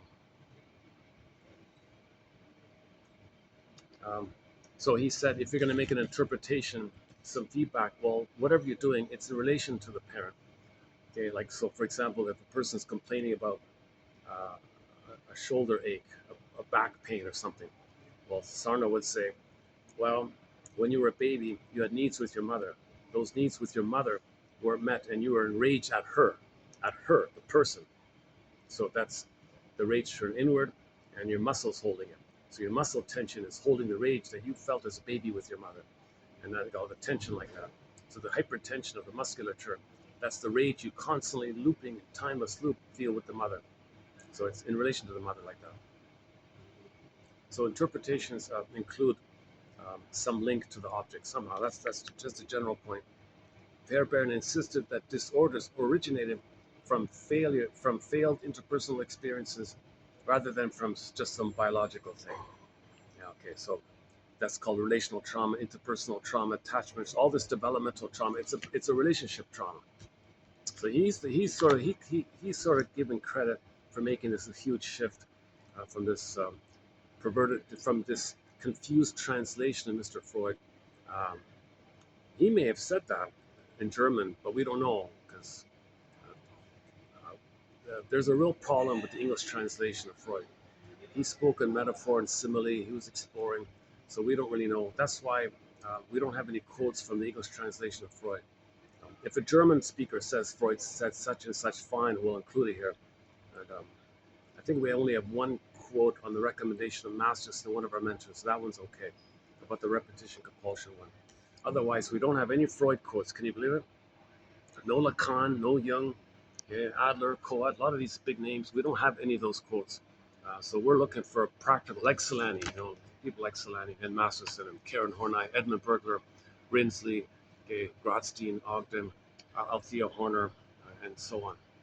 Recently, Alan Golem, recently, Arthur Janoff, of course, recently, Anne Teachworth, good quotes, and so on. Oh, that's just a general one, okay. Um,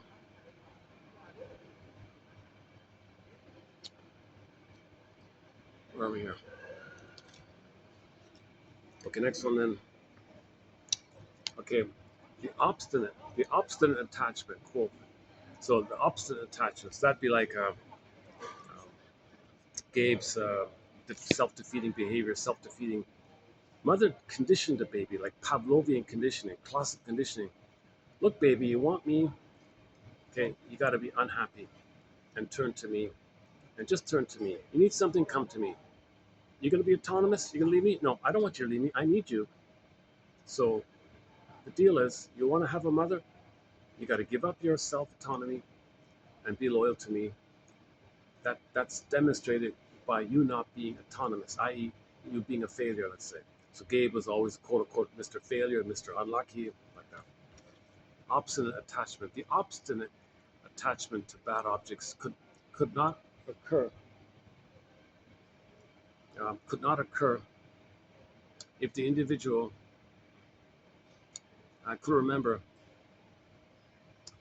The obstinate attachment to bad object, the mother. So object just means this phrase object simply means anything that's you're connected to that's important to you.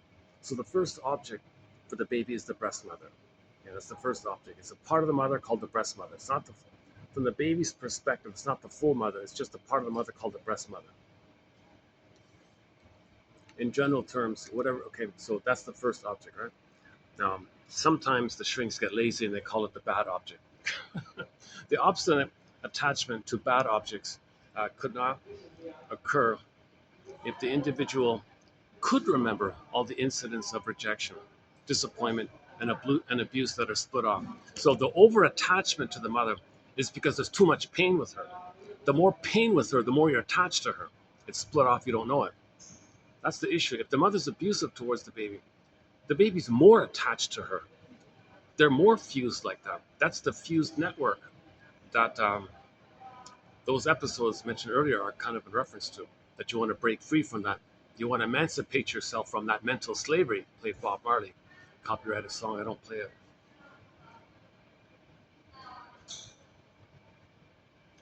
Okay, so Fairbairn, back to Fairbairn. He puts it this way: the more abusive or the mother is, that means the more her love was unavailable. The more the mother's love is unavailable, the more the baby's clinging and looking and searching and yearning. Where are you, mother? Where are you? The more he's clinging and looking. So the more the mother rejects the baby, the more the baby clings to her and sticks to her, and he crosses over, and then and acts like her, and then rejects others. So she reject that's their connection to mother. Just imitate it. That's the Faustian bargain. Now, once they make the Faustian bargain, they don't get mother's love. They just reject others who stand in for them. That's the Faustian bargain. So we did some very good quotes, maybe two or three videos ago. A bunch of quotes on the Faustian bargain. I highly recommend those ones.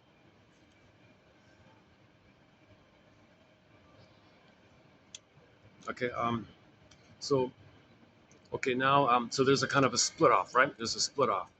Um, so the child's memory of the abusive mother is split off, right? Although it's there, but um, so now there's psychic splitting going on. To compensate, he'll hallucinate a goddess, or maybe or part of him will be connected to the times when the mother rewards him um, for serving her. So there's a psychic splitting is going on here. Um, Uncanny lack of integration, which allowed the two separate views of his object to live in his inner world side by side without influencing each other. Yeah, goddess and demon don't influence each other. Mother's a demon, make up a goddess, there's my mother. Those two constructs don't influence each other. They don't want them, quote unquote. He can't know that the mother's painful. He's got to totally deny him. And mother's beautiful, wonderful. That's how he survived. It's a trick to survive. He lies to himself. Baby's a bit of a mad genius to figure out a way to lie to himself to survive, right? Um, okay, the client required many years of work before his central ego could accept all the years of dissociated negative experiences with his frustrating slash exciting object.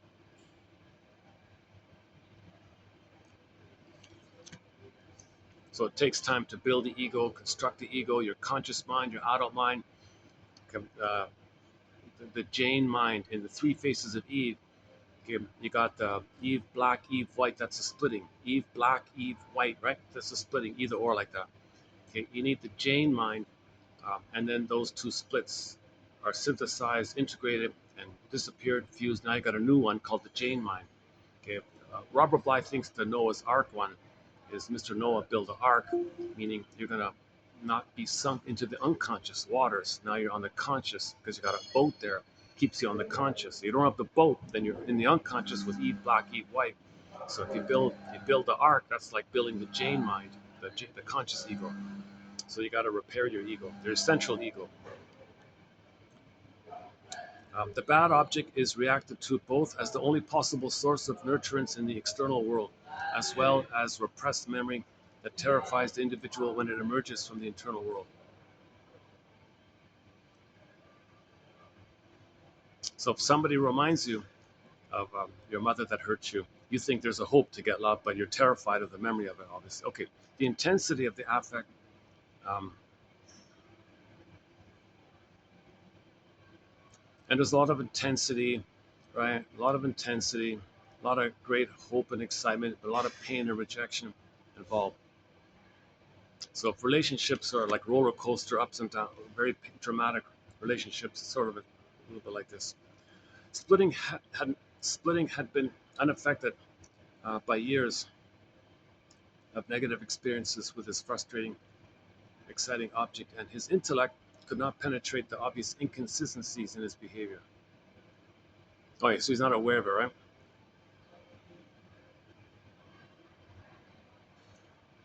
So this is the famous flim-flammery, duplicity, double talk, double think, double-minded, two-faced talking. And when they're on one side, they don't remember the other side. When they flip on the other side, they don't remember the other side. It's split like that. And so that they have this quote-unquote BPD phenomenon where they can flip easily, quickly. One minute they said that, they survived in that minute. Next minute, it's the only now. So they lie to survive in that moment. Somebody said, wait a minute, 5 minutes ago you said that. That's the opposite of what he's saying now. I don't care. I don't forgot. Maybe they actually forgot. It's possible they really forgot, or they don't care. So they can flip around like that all the time. They have what's called, what Gostein calls a magic mirror in the mind, the BPD amalgam. In the mind, you got psychotically neurotic fusing with neurotically psychotic. Okay, those two mentations, primary process, process, secondary process, primary process. So one line is the primary to secondary, another line secondary to primary. These two lines fuse, and you go poof, you got a magic mirror in the mind. This allows the person to intuitively deceive. A magic mirror. Catch me if you can. Now you see me, now you don't. You meant that? No, I meant that. They love it when things are vague. Um, then you say that? No, I meant that. And they mock you if you thought that. So they're dodging all the time, and you can't catch it because they're 10 steps ahead of you because it's a burning need to hedge, and um, they're in survival mode. It's kind of like the baby. Um, the mother's hurting him.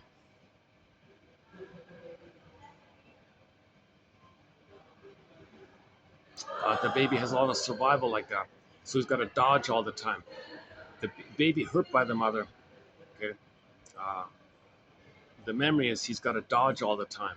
So when he's communicating, he's dodging all the time. He can't stay still and tell you an authentic truth, a genuine feeling or an authentic truth. So there's no gratitude, or there's no anything related to the quote unquote human side of being human. So there's no apology or feeling or empathy or care or tenderness or trust, nothing like that. Because then that's the pain of what mother did. So they got to dodge all the time. So they can't tell the truth. They're just swimming. They're just like a slippery, a magic carpet, just slippering around all the time, and you can't stop it or something. Um, and there's very bombastic ways they can get around it, confuse you, scare you, use tricks to make you think they're good. Okay, so sometimes in the duplicity, they confuse you, and you think they're good because there's the authority. Because the baby was confused, mothers must be amazing. They confuse you. Well, you must be amazing. Where'd they learn this trick, right?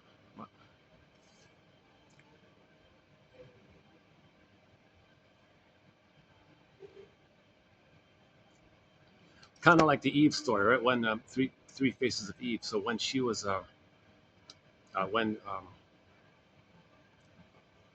when Eve was Eve White, and then the woman became Eve Black. Um, Eve White was out of it, didn't know. So when Eve White came back, you just said you just did that. No, I didn't. Yes, you did. No, I didn't. Yes, you no, you didn't. She doesn't remember. It was split, right? They were teaching the psychic splitting with that story. So the only way out of the splitting is got to heal the splits and have the Jane mind. And you see the daughter in that film kept saying, "Mommy, mommy, I like it when you're Jane. You're nice and you're reasonable. You're fun. I'm relaxed with you. I really love it when you're Jane. Mommy, could you please be the Jane version of you? Please don't be the Eve White version of you. You're too gloomy. Please don't be the Eve Black one. You're too dangerous." Can you please be the normal mother, the Jane one? So the Jane one is the byproduct of 3 years of therapy, where they found a way to psychosynthesize and forgive the mother, and that brings the splits together. So that's what Baba Yaga said. Can you go from either or to both and? So Jane thinking is both and. The Noah Ark thinking is both and. Inside Out 2 film, at the conclusion, it was both and. They did the group hug, both and. Then the beingness came back, um, and then she got the scholarship. Riley got the scholarship.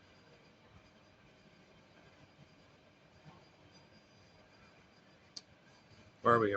The displaced, frustrating, exciting object is pursued with the same intensity and hatred with the same fervor as the original, frustrating, and promising object.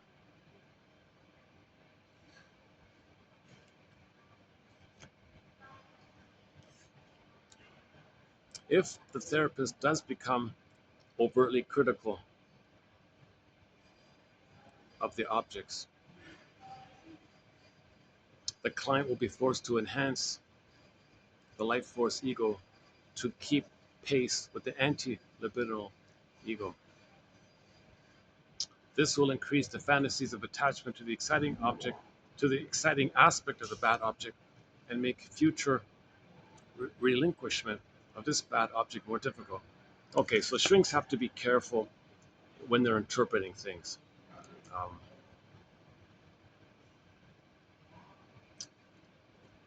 if he's not ready to know mother hurt him, and you tell him mother hurt you, you increase your hope. You increase your, you compensate by increasing the exciting side of her. So the bad mother, the quote unquote bad mother, is split into two parts: the alluring, enticing, promising, exciting. Okay, baby had a great hope. Okay, and then crash, rejected, rejecting mother. So the bad mother was exciting and rejecting. And in correspondence, the baby felt allured and rejected. So there's a kind of a traumatic homeostasis like that. That's their template. So you got to keep that in mind, because if you criticize one side, um, your mother was so promising, so promising. Oh, she was so rejecting, so rejecting. Mother was so rejected. Oh, she's so promising, she's so promising. So something like that. For example, this woman, um, married a playboy kind of guy, and she split it when he was cheating on her. She denied it, split off. He couldn't. She coped. She engaged in psychic splitting by marrying a man with psychic splitting. So he would treat her as the mother, and he'd play with the floozies, and then she would use splitting by denying it. And when the guy was there, he was there, ignoring the guy was hurting her, betraying her. So, quote: Do you like it when he goes to these casinos and slot machines, and do you like it when you find women's clothing in his luggage, hidden in his luggage? Really? It seems to me that you love parts of him, only the parts you want to see. You forget about the parts you cannot love. And then you get terribly hurt when you can no longer ignore those parts. You are psychologically splitting him into pieces so you can love him because you can't bear to see the whole package. So she deals with things with splitting. She doesn't see the person as a whole. If the template is splitting, there'll be splitting in her life. Right? So the man will treat her as the mother, but the man will find other women as the mistress. There'll be splitting in the life. Or she'll treat him like the mother, and she'll have affairs with guys on the outside. There'll be splitting like that. If splitting's in the mind, there'll be kind of splitting on the outside. The outer is a reflection of the inner state, as above, so below. So if heart and body are separated, you'll see that in promiscuity, for example. Quote. So okay, if you're going to give an interpretation, he said here, the minimum requirements for acceptance of a transference interpretation are the capacity for self-reflection. So I think before shrinks I think shrinks, what they do is before they're going to accept to help someone, does that person show some capacity for self-reflection? Are they psychologically minded in any way? Can you, um, or do they get enraged at everything you say all the time? Can they reflect and uh, think about what you said and report back the outcome of your thought processes and share it like that?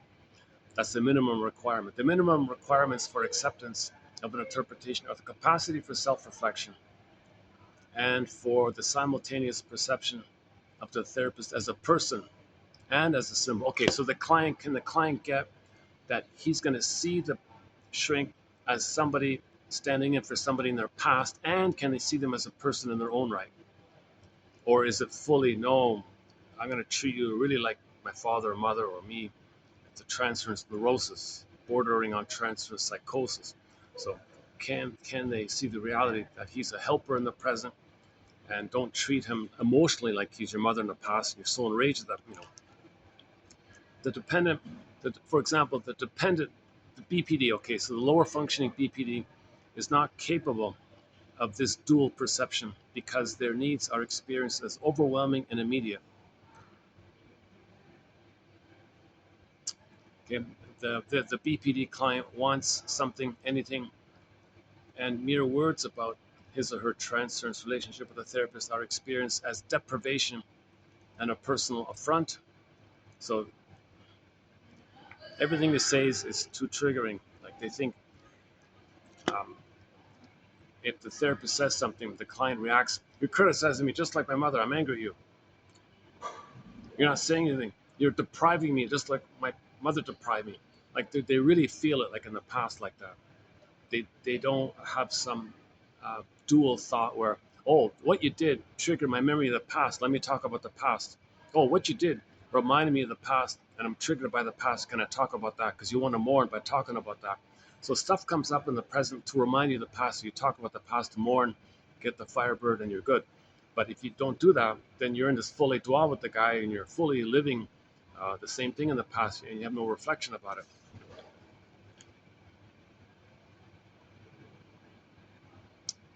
It may appear to the client that the therapist is a complete dunce who has not heard a word that the client said.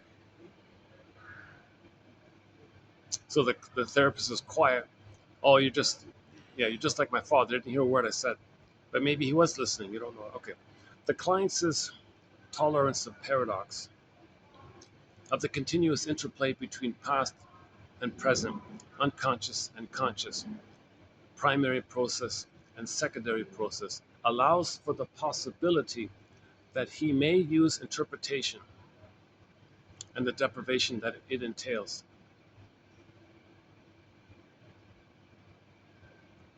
Okay, so to benefit from uh,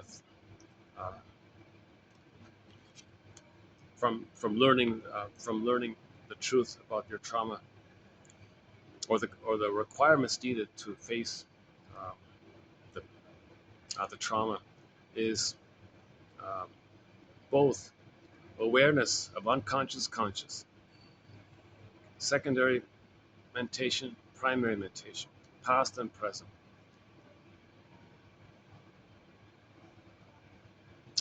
It is possible to try out an interpretation as a test to help access the developmental level of any given client. For example, the therapist can simply offer the client feedback on how he sees the client functioning. Okay, so just so as a test, I noticed this, a little feedback. I noticed this. I noticed you just changed the topic. You were talking about this, and suddenly I noticed you changed the topic to that. Any kind of feedback. Or I noticed you were slouching or something. I don't know, any kind of feedback. If the client goes into a defensive stance and accuses the therapist of misunderstanding him or of insulting him and humiliating him, then it can be assumed that interpretations are premature. He's not ready for that kind of thing.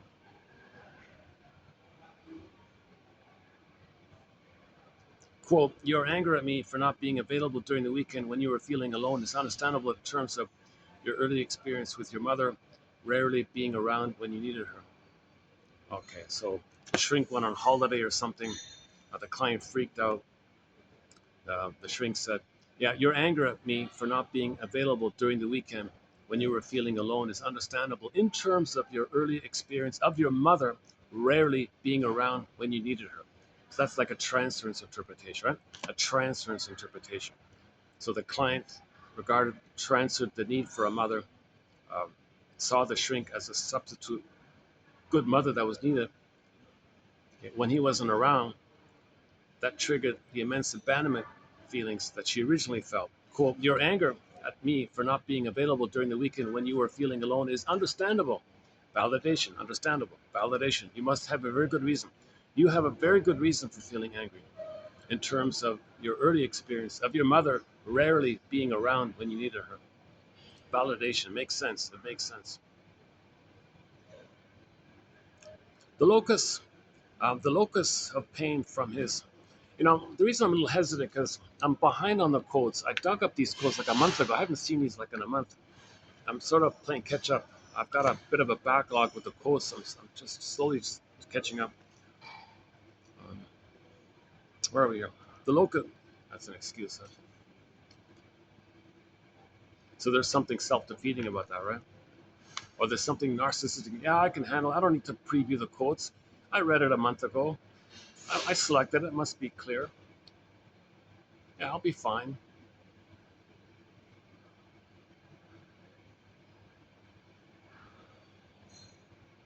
Maybe a part of me is childlike. I won't do a good job, and that's the loyalty or attachment to the abusive mother. If I don't do a good job in discussing a quote, maybe there's a part of me that has this masochistic, painful, icky, painful. Well, mother's there anyways, right? Mother's only there if I do a bad job.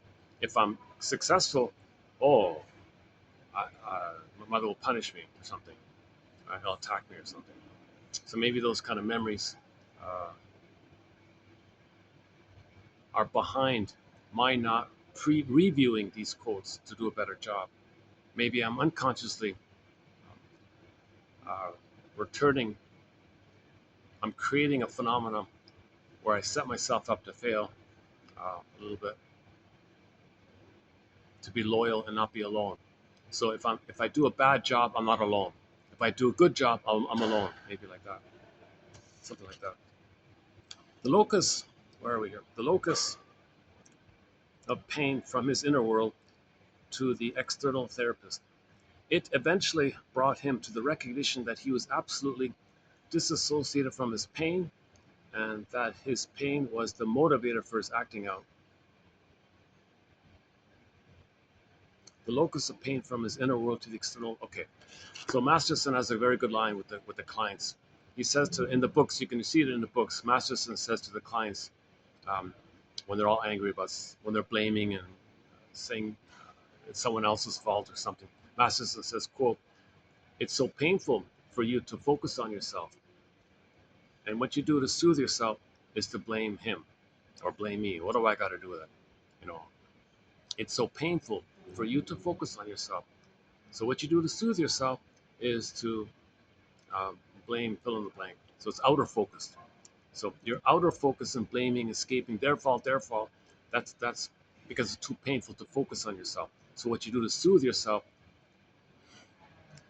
um, make yourself feel better, is to blame someone else. So blaming is a strategy uh, to avoid the pain of the truth about something about yourself that you don't want to admit. If you don't want to admit something truth about yourself, just blame. It's called projection, externalization, scapegoating. It's outer living. Karen Horney has a very good chapter called Externalization in her book, Our Inner Conflicts, plus her essay, Paucity of Inner Experiences, which leads to externalized living. They're not internalized living. They don't come from the beingness. They don't have the beingness. There's too much pain with the beingness, right? The beingness is missing. Remember, the baby's traumatized. The soul turned into a swan and flew away. Snow White's in a coffin. Rapunzel in the tower. Echo is a statue. Okay, they don't have the beingness. There's a chasm, sarcasm. Inside Out 2 film, sarcasm. They're very sarcastic, and you see the chasm in the sarcasm, sarcastic chasm, like earth. There's a hole there. They're real pain, like they can't. The beingness. There's both. There's meant to be a beingness there. The beingness is gone. You got this chasm in the earth. That's a real, like an existential pain like that. So you go in a swoon, you go in a trance, um, a swoon, numb. So you kind of go around, across, or something. You can't like step into where your beingness is involved. So you always, um, you don't want to. Your life is dedicated to avoiding the pain of losing your soul. So externalize, externalize, externalize. You don't look within. Swoon, swoon. Oh, now, oh, they finally left. Oh, good.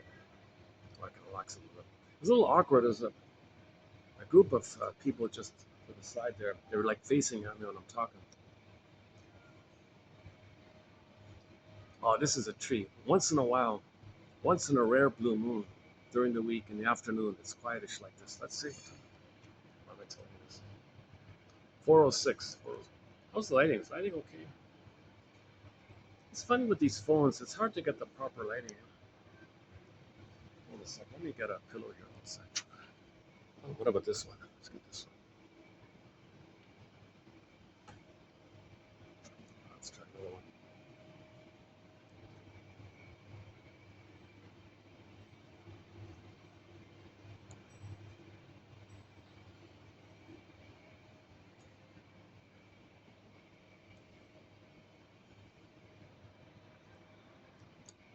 Let's take a little bit of a musical break here. I promised to play some more Delirium in the last video. So here's a song called Truly by the band Delirium. Oh, hold on, I gotta plug it in. I have a dollar speaker here. It's usually not too good. Hold on a second. Okay, the band Delirium. We played Self Saboteur last time. A very good song, Self Saboteur by Delirium. Here's another one of their big hits called Truly. No, hold on a second. What's going on?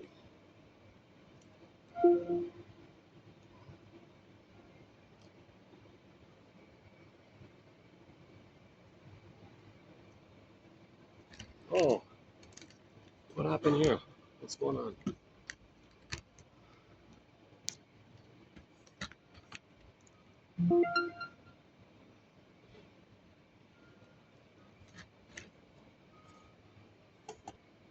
Again?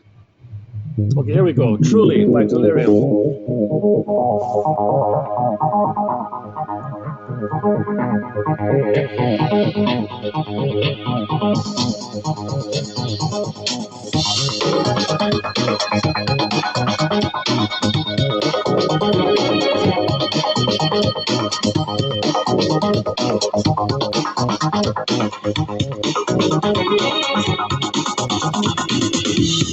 I know good things, I know bad as well. Any witness of the world will tell. If there is sorrow, there is beauty and trust. A secret pearl inside the heart of us. So true, there is life and I want to see. Yes, now that I know what I am living for. Yes, there is joy that I want to be. This world is where I want to be. 'Cause I can't cry anymore.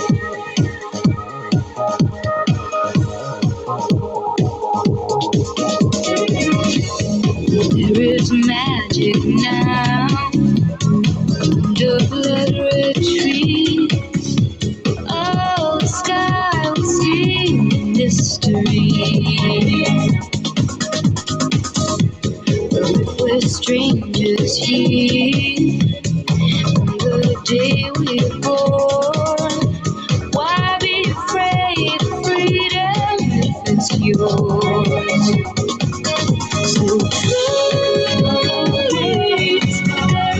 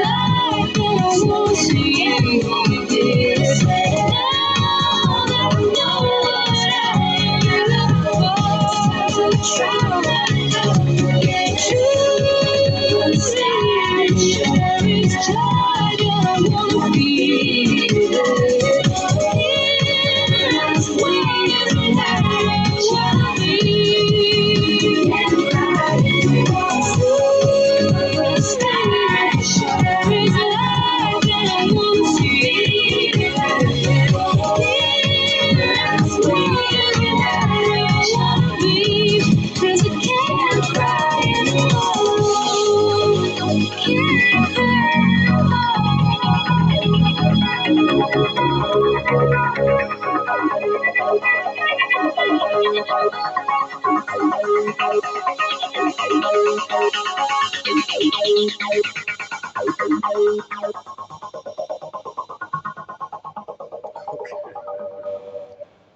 Okay. Okay. Here's the quote coming up, TQ54, about the as if. It seems to be another way of thinking about the as if personality. So here's another version of the as if personality. Okay. So again, we're trying to be a detective here. So climb every mountain kind of thing. Under the gu- sorry.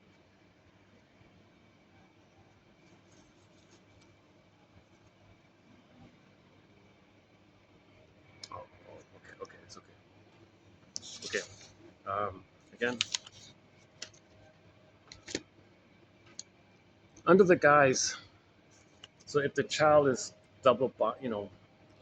being abused, emotionally abused, psychologically abused, he's blaming himself, thinks he's guilty, he's in pain, being punished, owes the mother. How do I save you, mother? What do you want, mother? I need a loving mother. What do I have to do to fix you?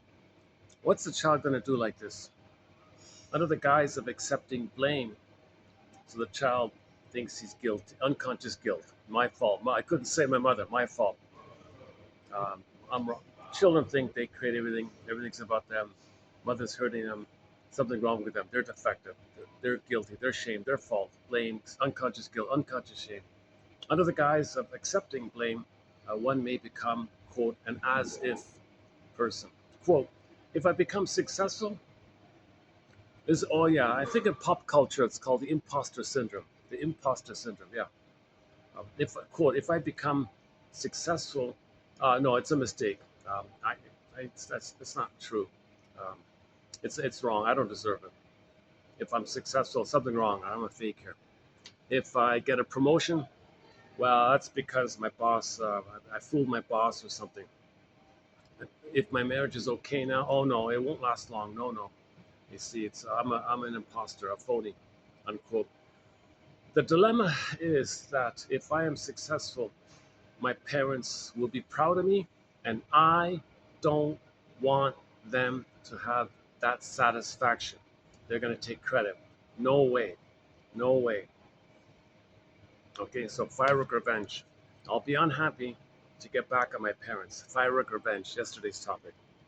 Okay, so some children are dysfunctional and self-defeating because they can't stand the idea of their parents taking credit. The parents hurt them. The parents gave them a lot of pain, and they managed to be successful. And the parents scoop up. See, look at me. See how good I am. How did so? The parents get some benefit. It's a double insult on the child who feels so much pain at the parent, and the parent's going to take credit that they're so wonderful, and the parents deny the pain inflicted on the child. So to preempt that, they'll be dysfunctional and self-sabotage their chance for happiness. They'll be self-defeating because they know the parent's going to take credit for it. They can't stand the idea of that. So enter the quote from the Nashville show. There's a very good line in the musical in the Nashville show. Um, the mother was depressed and unavailable, a pill taker or whatever. Um, and nevertheless, the daughter managed to become successful. The daughter became successful. And the mother said a very helpful thing. She said, you know, daughter, all that success you have, that's all you. You did all that. Nothing to do with me. In fact, it's in spite of me. You did it all. That's all you, baby. That's all you, wonderful child. You did all that. All the credit goes to you, solely you, only you. Nothing to me. In fact, you had a disadvantage with me. And despite this disadvantage, you got success. That's all you. So the mother was really giving full credit to the child. Maybe the child sensed that allowed them to be successful because the mother wouldn't take credit. But if the child sensed the mother would take credit, that child wouldn't be successful. So some people won't be successful because they're angry at the father. Let's say they're angry at the father. So one example of the fire of revenge one was the father ignored the son, never paid any attention to him. But the father wanted the kid to be a star at school or something, so he sent him to an expensive school. Wait a minute, if I'm successful at school, he's going to take credit for that. He ignored me. I'm so angry at him. I want to get back at him. I'm going to flunk school to get back at him. He'll be angry at me. Oh, that's okay. It's a fire of revenge. I'm not giving him credit. I'm not going to let him have credit if I get successful at school. So I'll fail school to get back at him. Fire of revenge. It's a similar idea. So you don't want them to take credit. And so that's a common theme with one of the common under the umbrella term of self-defeating. That's a common one. You don't want your parents to take credit. So you failed and they can't take credit. The dilemma is that if I am successful, my parents will have some kind of satisfaction. But on the other hand, if I do fail, well, then they were right. So I'm left in a bind here. I lose either way. That is, if my goal is to gain revenge against my parents, there is no me. I'm only a quote robot reacting to the programmed commands of my frustrating parents, like a hypnotic trance kind of thing, to prove them right or wrong, to please them or disappoint them. It's all about them kind of thing. That's a puppet to the strings. This state of detachment, this state of detachment becomes internalized into a state where one is inauthentic. So now you're going to be detached. Now you're going to be emotionally detached from all this. And then one develops a facade, a false self, a mask of presenting oneself as if she were someone other than who she really is. I am not acceptable as I am, so I must act as if I am someone I think I ought to be. Okay, again. I am not acceptable as I am, so I must act as if I am someone I think I ought to be. There's like a little buffer there, like a barrier there. You protect yourself like that. So put on a facade that's like a buffer there. The false self protects the wounded real self. Such an individual may present himself as whatever, okay, whatever image is considered acceptable, whatever it is. Take a pick. For example, one might be um, either very compliant or very rebellious, whatever the image is. This is self-defeating because one then must live by a persona, that's the mask, right, in which the self is not integrated and not real. A sense of self-acceptance is missing.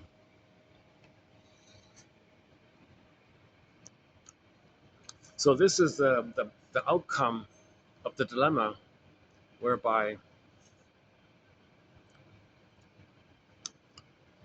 if you are willing to accept the pain of fire of revenge, maybe you are connected to yourself. That's the fire of revenge version, right?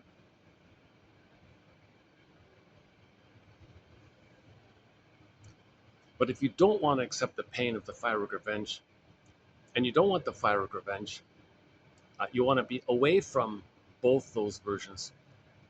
You create some kind of mask um, and live through this mask all the time. So that's the as if personality, the mask, the persona, the masks we wear, right? The masks. It could be a role, could be like a kind of role, you know. Oh, he's a thinker, or he's a earthy one, or he's a funny one, or he's a very good helper. It's some kind of role, but it's based on the role, and their identity's on the role. Too much on the role. The false self is meant to protect the real self, not replace it. It's like a role like that. So that's their version of the. That's one version of the as if idea. It's in response to, gee, if I'm successful, parents take credit. I got to be a failure. If I'm a failure, I don't want that either. Okay, create some dreamy other thing.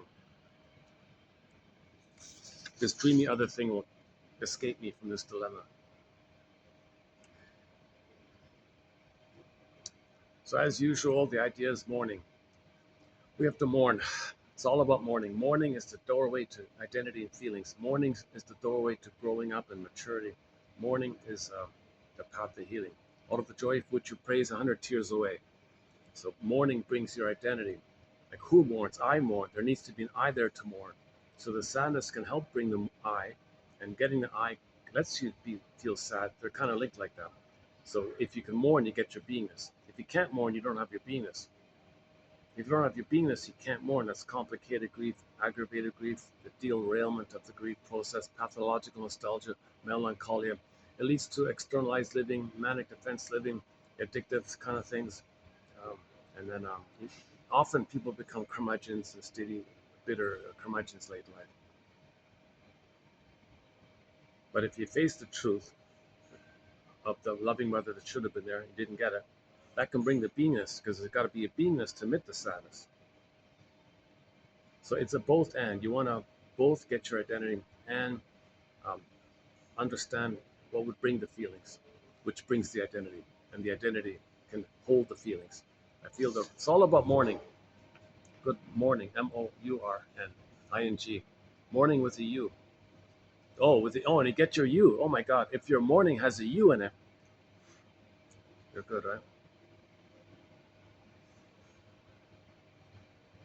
Morning will bring the U. That's the morning you want. The morning with the U in it. Then your mornings will be good. Your good mornings. Okay, mornings. So we have to mourn the injustice. Okay, so that's a huge injustice. Betrayed by the mother. Mother betrayed. That's an injustice. You got to admit that. You got to say, why didn't my mother love me? My mother didn't love me. Holy, whoa. What an injustice. What a betrayal. What kind of mother betrays their baby? A lot of mothers are betraying their babies. This topic was discussed a fair bit recently, so I won't do it here. Mourning that injustices have been done. It's the painful truth will upset you free. The mother didn't love the baby. That's a betrayal. Like a crime like that. A psychological, emotional crime. A lot of mothers are um, committing these crimes um, from the point of view of from the baby's angle. The mother thinks she's entitled. I'm entitled. She's in trauma state. She's got a narcissist. She's trapped in the mirror. She's looking for supply, narcissistic supply. She doesn't know what she's doing, kind of thing. But from the baby's end, that's a huge crime. Mourning that injustices have been done. Mourning that there was no one to listen when one needed to be heard. Yeah. So how many people can say that when they were a child they felt safe to talk really what was going on with the parents? How was school? Fine. No way. I don't trust them. I'm not gonna tell them. They'll criticize me, badger me, gaslight me, double bind me, blame me, shame me. I can't tell them. No one will hear them. The parents were never hurt themselves. They can't hear their children because they were never hurt. So they're going to treat their children the way they were treated because they're trying to remember and know that their parents didn't listen to them. So they won't listen to their children properly uh, because they're trying to know that their parents, the grandparents, didn't listen to them properly. So repetition compulsion. Mourning is an essential ingredient in resolving self-sabotaging patterns. So you got to recognize your contribution to your self-defeating behavior, your contribution to your self-defeating behavior. Okay. And so you got to recognize and own that. You got to mourn all those relationships you sabotaged. A lot of these relationships could have been saved, but you have the compulsion to replay the past. So if there was a divorce and the parents' divorce, you may manufacture a divorce when you didn't need to, but you have the compulsion to follow the template of the past.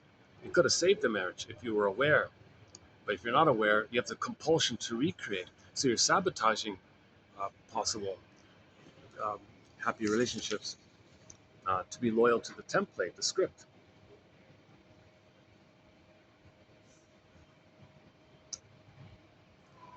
We have to admit um, the person we were meant to become. Had we been loved, had we been properly loved, who we would have become. Oh my God, what a loss not to have that person. The gifts, the treasures we were born with, no chance to use it. no chance to know our true voice, no chance to have our beingness, uh, to express our potential. That's a huge loss. All that time lost with it, the pain around not having our beingness, becoming who we were meant to become. These are all losses, and the dysfunctional rating associated with owning up to what could have been, but what never was. Mourning the loving mother that should have been there. There should have been a loving. That's a huge loss, not having a loving mother. Okay, so, um, but in terms of healing, um, don't think of yourself as some kind of failure or something. Um, just accept the pain around it as movement toward the future, owning up to the fact that the way we live our lives is not due to accident or happenstance. Okay, so we have to own that the way we're living now, it's not just some random luck or fortune or fate or some external influence. It's not the stars, and okay, it's not some not the pheromones or hormones. It's not some happenstance thing. We got a template which we create in the present as a reflection of the template. The outer is a reflection of the inner state, as above, so below. So this is not chance. We're loyal to the template. Back to Gabe's story. Okay, he faced this template and said to the voice of the template, I want to break free from you. I want to emancipate myself from mental slavery here. This dread you're putting me in all the time. The voice said, fine, fine, good luck.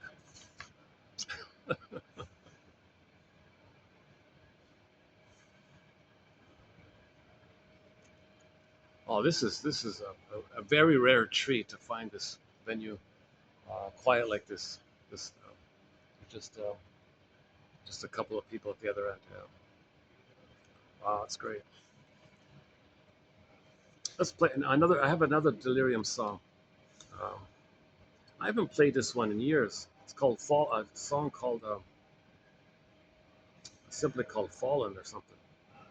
So we have four songs on our soundtrack: Self Saboteur, Truly, the one you heard earlier, Truly. After All, it's an acoustic one. I'll play that another time. And here's another one called Fallen, just like a soft kind of song.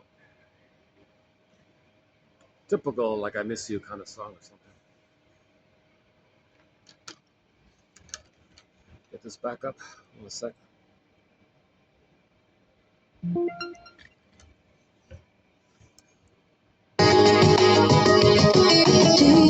Again. Okay, Delirium. Another song by the band Delirium from the same album the other song was from.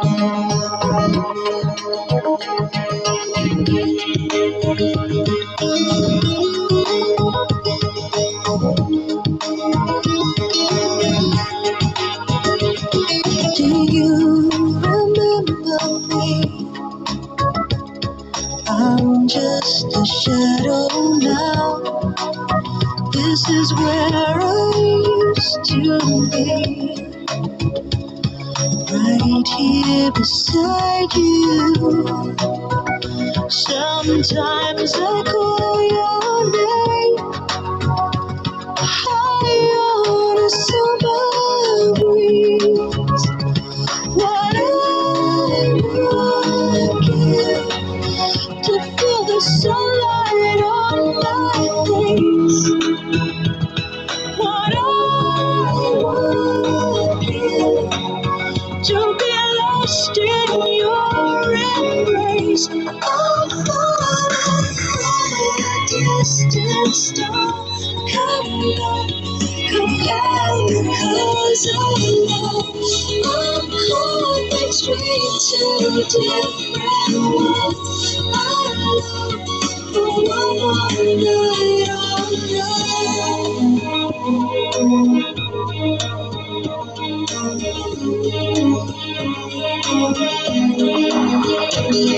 Do you believe in dreams? That's how I found you. But I can't be revealed till you take a leap of faith. What I would give to feel the sunlight on my face. what I would give to be lost in your embrace. I'm falling from a distant star. Come back, compelled because of love. I'm caught between two different worlds. I love for one more night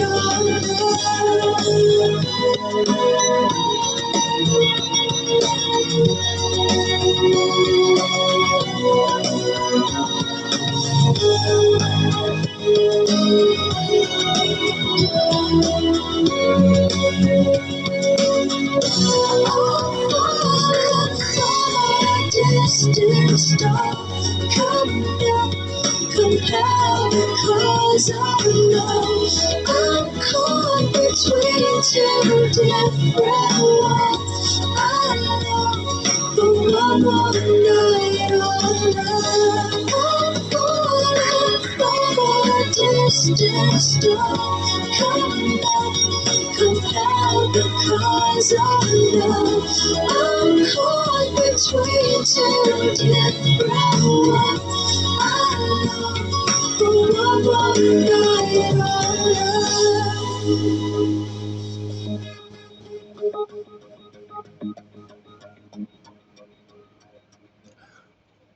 Okay. Okay, let's do a preview of a quote coming up in 2953. This one here about narcissism. Most small children start out believing that the world revolves around them. Yet the world is my oyster, love affair with the world. They're the center. It's all about them. Okay, so um, in the uterus, it's all about the baby. He's the center. He's the king. He's the god. He's the magician. Everything's for him. Everything's about him.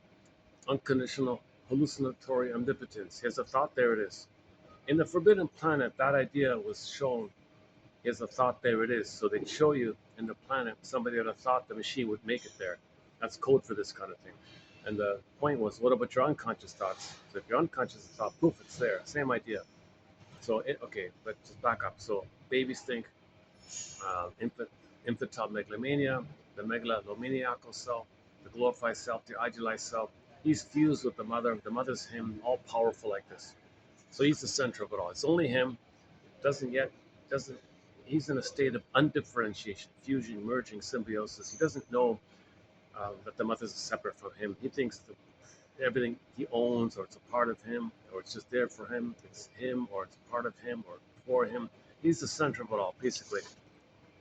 Um, Now, this continues up until the age of 18 months of age. 18 months of age, in normal development, this will dissipate.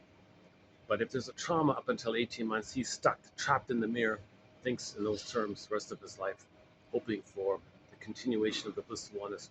He's angry by it, so he'll shame others the way he was shamed to reflect that pain that he's in, but still feels entitled that it's all about him. Most small children start out believing that the world revolves around them. This is a normal stage of development. So if you see the little kid between 4 and 5 months and 18 months running around the restaurant or something, um, he's in a delightful kind of mode because he got his motor skills. He can walk, crawl, run. He's Superman now. Before he was passive, now he's got the ability to stand up and run like he's got Superman, right? And he thinks he owns everything. So the mother just tolerates that. And one shrink said the mother can go, "Oh, baby, you're a little god. Okay, yes, yes."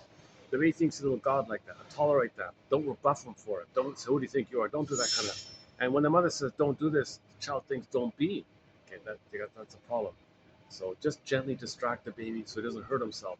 That's no problem. Just gently distract him, but maintain that delusion that he thinks he's a god, that he owns everything, he rules the world, he owns the world. You enter that obnoxious song. Everybody wants to own the world, the ruler, whatever. No, not all babies are traumatized that early on, but some who are might like that song, might like that idea as code for this psychology. All baby, this is a normal stage of development. Infantile feelings of grandiosity and narcissism, a sense that one is the center of the universe. In the Carol Burnett show, Visit from Dan, the mother was like that. Okay? So whatever was going on, the mother said the mother had to be center stage. And one time the daughter's life fell apart. The mother made it all about her. Mother, my life just fell apart. My husband ran off with the waitress, and you're making it all about you. Well, you didn't listen to me. You didn't respect me. I told you he was no good. You're doing it again. You're making it all about you. And the Dan said, gee, and I thought my mother couldn't see past the end of her nose. That was the expression there. One example was the woman um, had a stillbirth, called her mother, Mother, I'm really sad. My baby didn't make it. Her mother said, geez, yeah, look at that. Now I don't have a grandchild. So the mother turned it, twisted it, made it about her, always center stage. So that mother also had narcissism. Mothers do this. They twist everything, make it about them. That's called narcissism. They feel entitled. They're the center. They didn't get the narcissistic supply. So they didn't get the ones with the mother that translate to later on looking for supply, i.e. attention, positive regard. They're a center. It's all about them. And they want it voluntarily, or they'll scare you for it, or they'll make you angry for it, whatever. They got to be the center like that.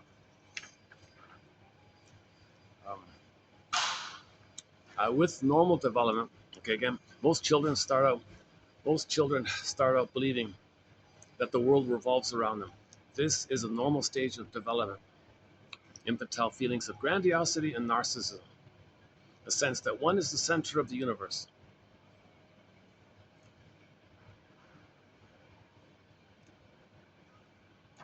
So babies feel special and chosen, like that. They feel this special, chosen kind of quality. So all babies feel that they're a god, so they're so special, or that God chose them and they're special. Yeah, that's code for like that. Now later on, when someone still believes that and you don't have that, okay, then um, that's narcissism. That's narcissism. We're supposed to pass that kind of phase. A healthier idea that we're all chosen is that the mathematician guy, he said it, the statistician guy, he said it pretty well. He said, the odds of any person being here are 1 in 400 trillion. The odds of anybody being here are 1 in 400 trillion. Now we're all from the Great Spirit. We're all from this mysterious natural, evolutionary natural forces. And that chose us to be here. And the odds of us being here for each person, for each case, is 1 in 400 trillion. So 1 in 400 trillion. What did I say, children? Trillion. 1 in 400. So we're all chosen in that sense. Nature chose each one of us. Nature chose every person who's here. Nature. That's the great force of nature. If the odds are like that, that might be like a healthier way of using that kind of phrase. But if you think you're chosen or you're special, that's narcissism. That's narcissism. And the trauma of not getting out of that, the pain of that, well, then others are no good. So you project your real self, your wounded self on others, say they're no good. Okay, where are we here? Most small children start out believing that the world revolves around them. There's two versions of this. They think they are the world, they are the universe, or the universe chose them in this special situation. So they think the mother's body chose him, or he is the whole thing. So two ways of doing it. This is a normal stage. This delusion by the baby, it's a normal delusional stage. Infantile feelings of grandiosity, all about him, narcissism. He's the center of it all. Now, with normal development, i.e., he's not traumatized, no prenatal trauma, no birth trauma, no relational trauma, so early on, he's allowed to develop out of that post 18 months. But if he's traumatized before, he might be fixed in this kind of state. With normal development, the feeling gradually recedes. This feeling gradually recedes post 18 months. It recedes. It starts to recede. It's mainly there up until 18 months, then it recedes post 18 months. However, when certain parents place the children in the middle of their own lives and also their own conflicts, well, this normal process can be interrupted, obviously. If the mother's not there to meet the baby's needs, the mother says, baby, you meet my needs. he's frozen there. He doesn't develop if he's got to sacrifice himself to please his mother, give himself up to please the mother, because the mother wants narcissistic supply, so she traumatizes the baby, okay, and creating a forced dependency on her, which the mother twists and regards as supply. So the child's development doesn't take place. The result is that many of these children develop a severe sense, or can. Okay, the result is that many of these children may develop a severe sense of guilt, responsibility, self-recrimination. They are left with a harsh and punitive conscience, self-doubts, and lack of confidence. If anything goes wrong with either parent or with the family, they believe it is not only their fault, but that it is their responsibility to right the wrongs or to repair the damage.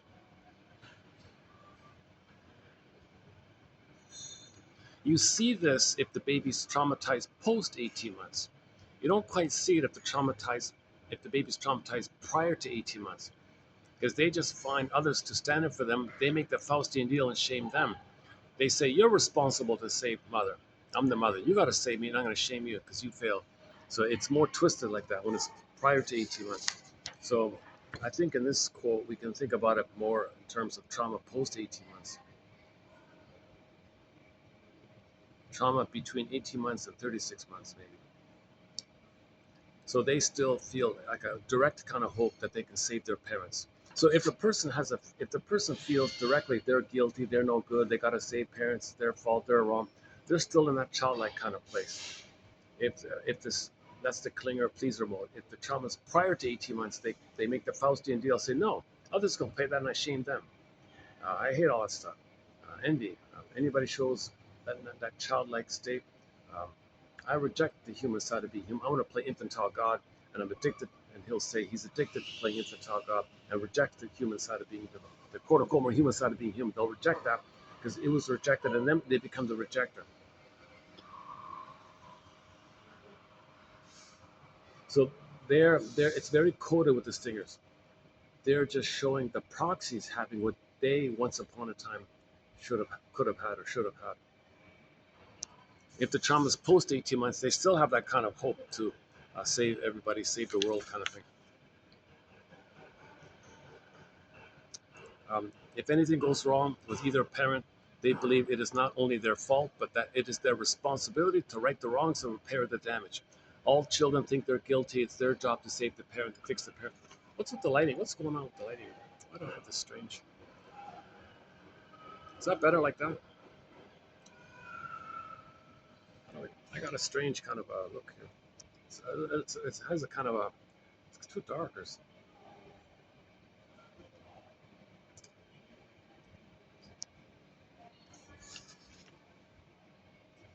Okay, next part here. It's nice to have the cherry tree, even though it's love the cherry blossom. That's great here. Um, where are the cherries? Uh, where are we? So, okay, they are left with a harsh and punitive conscience, self-doubts, and lack of confidence. If anything goes wrong with either parent, they believe it is not only their fault, but that it is their responsibility to right the wrongs or to repair the damage. This attitude extends beyond the family to a generalized feeling that their role in life is to correct, to help, to set things right. And if they cannot set things right,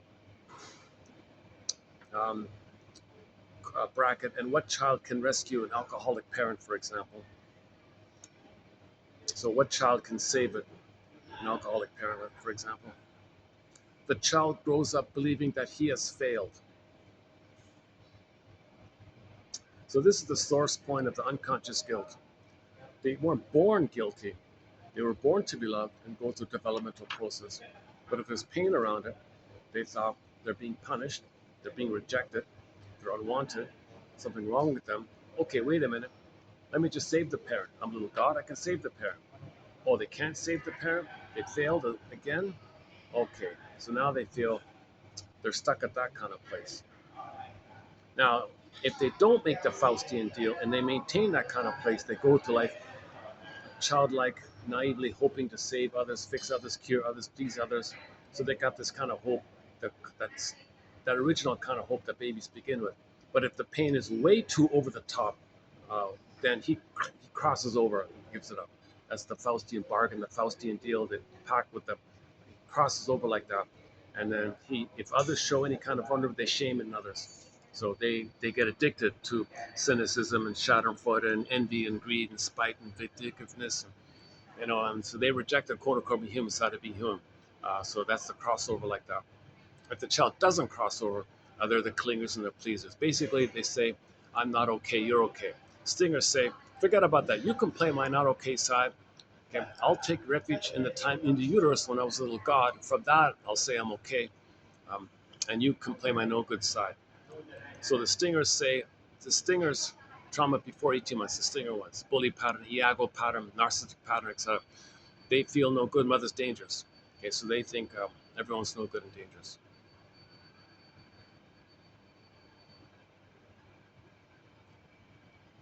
Sorry, the stingers say, I'm okay, my human side not okay, you can have it, you're not okay. Clingers say, oh, okay, well that makes sense, I'm not okay, and I'll see you as okay. Stingers say, fine, that's right. So clingers, if they marry a stinger, the clinger does sweet lemons. They're not sour, they're sweet. Oh, stinger says, of course I'm great. The stingers just want to supply. They want to shame the clinger and get the goodness. They want to be fed, but not acknowledge the feeders as people. Because the clinger is possession, and they're entitled, and they hate and dump on the clinger while being fed like that. Stingers feel like little gods like that. They're entitled like that. They're the center like that. They even hate the helper, but they need the helper uh, much more than the helper needs the one they're helping. And the stingers twist it by saying, I'm giving you something. I'm giving you the chance to take care of me because I'm a god. Aren't you lucky I gave you that? Now, if you don't feed me, I'll be angry at you and my narcissistic injury, uh, and I own you. And you, okay, so they're very entitled and aggressive like that. The stingers, um, they don't apologize. They can't apologize. They can't tell the truth. Remember the magic mirror in their mind. They cannot tell the truth. It's a survival issue for them. They're fighting with the nipple in the beginning. They can't settle into a feeling because of the trauma like that. So clingers who are traumatized post 18 months, they kind of crossed over that hump of the 18-month phase, but they didn't quite finish development. They're in the rapprochement phase. They're in that middle phase where they kind of explore to learn what they like, but mother rejected them during that time, or nobody was around during that time. But they got over that 18-month hump. But stingers didn't get over that. They're traumatized prior to 18 months, so they're more aggressive, they're more entitled, they're more manipulative, they're more skillful and cunning to get their needs met. All their energy is externalized like that. All they think about is getting supply, supply, greed, greed, greed. Can't get it, envy, envy, greed. It's called Grenvy. They're all very much into Grenvy. It's all Grenvy like that. And then the Schadenfreude is the perversion that when they're the mother shaming them, the mother got some benefit. So they're the mother who hurts them, that's Schadenfreude. Others can play them. At others' pain, they feel pleasure. That's Schadenfreude. They can't do Freud and Freude. Clingers can do Freud and Freude. Clingers and pleasers can do Freud and Freude. They have some love and gratitude have entered the psychological picture. They can do Freud and Freude, i.e., pleasure at other people's happiness. Stingers can't do that. They cannot do that. No way. No way. They never got enough love to have a beingness for that. They don't have the beingness for Freud and Freude. So the Schadenfreude is the Faustian deal. The Freud and Freude might be the clinger, the pleaser. Okay, where are we here? Oh, this is too good to be true. I've never had a this good here. This is really great. Yeah.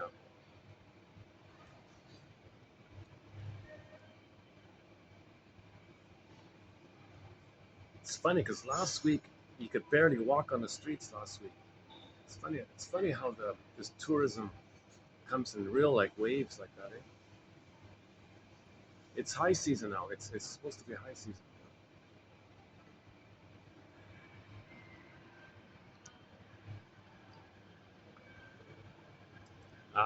Yeah, I'm gonna give up on the mall place. I think it's just way too busy. I was because this phone can blot out background noises. I was able to do a few videos of the mall, but there's just so much interaction. But I can go to the Swan place.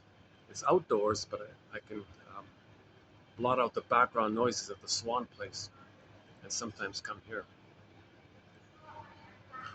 Let's see, I got one, two, three, four. So I've got roughly 5 places at the moment.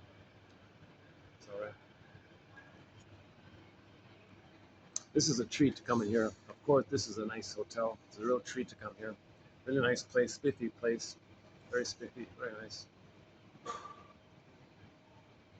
There's a real kind of a um,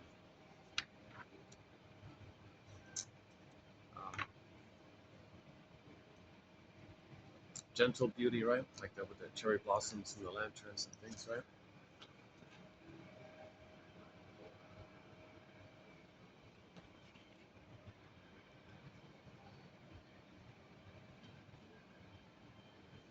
Okay, where are we here?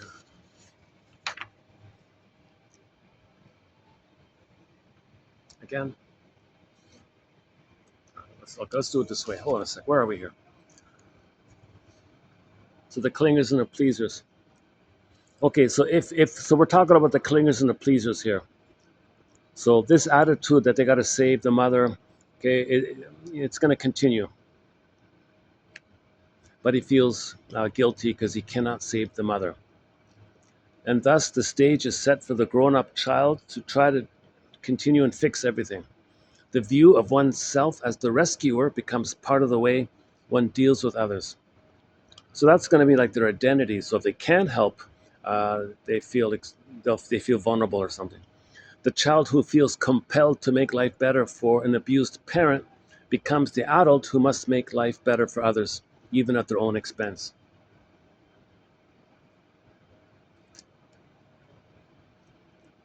That's the template. Baby suffered, mother's happy. Schadenfreude. There develops an attraction to others who are needy, and the rescuer comes to the rescue. For example, one wealthy guy, he will only marry wounded birds. His mother was a wounded bird, right? So he would only marry wounded birds. He needed women who feigned helplessness so that he could be the rescuer. He needed women who needed to be rescued. And he tried, but was left feeling that his efforts were never good enough. Just like the baby, right? The baby, it was never good enough. No baby can save the traumatized mother. So he recreates it. He'll choose women who are impossible to please. He'll do everything for them, but it's never good enough. His needs to feel important, his needs to feel important to save others were met with feelings of failure because the bar was constantly being raised. Quote, why, why did I have to be the husband or the father and never the child or the son when I was a child? Like when I was a boy, why was I like the partner for my mother? Or um, why could I never be the child? Why could I not be the son and have a mother? Or why did I have to take care of my mother all the time? So I chose women who would demand of me so that I could continue to bury my own needs in order to take care of them when I really need someone to give to me and take care of me. So he's denying. He didn't mourn that the mother didn't love him. So there is a seething anger at this. But before he gets to that anger, I guess he's going to constantly try to save wounded birds. He'll pick only women who won't be able to return. So his template is to choose a wounded bird because his mother was wounded. If the mother's a wounded bird, he'll only marry wounded birds. He recreates to try to remember that his mother was a wounded bird who, whom as a baby he couldn't heal. So he recreates that to know the past. If you know the past, remember the past, you stop repeating. So he's in that kind of mode. Repetition compulsion. When there's trauma, we repeat to remember the past so we can stop repeating.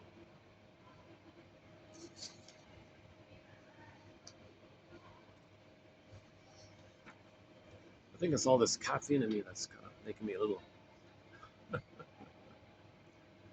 Today's quotes. Let's do a preview. Let's see what else is coming up.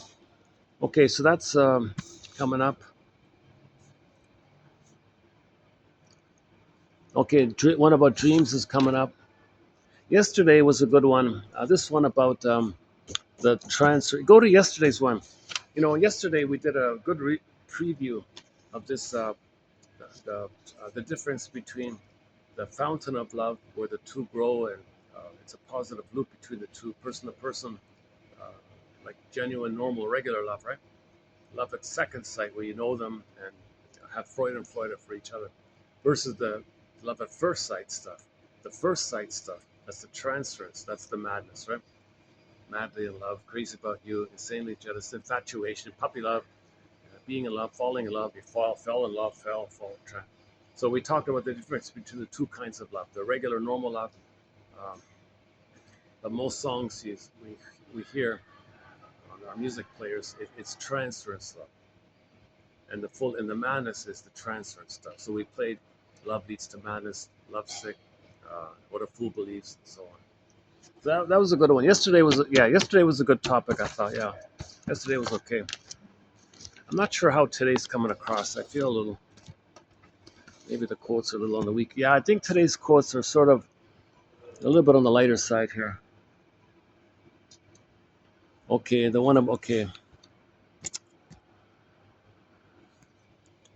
okay. The first quote in today's batch is about the theory about in the endopsychic structure, or the intrapsychic structure. You got these relational units.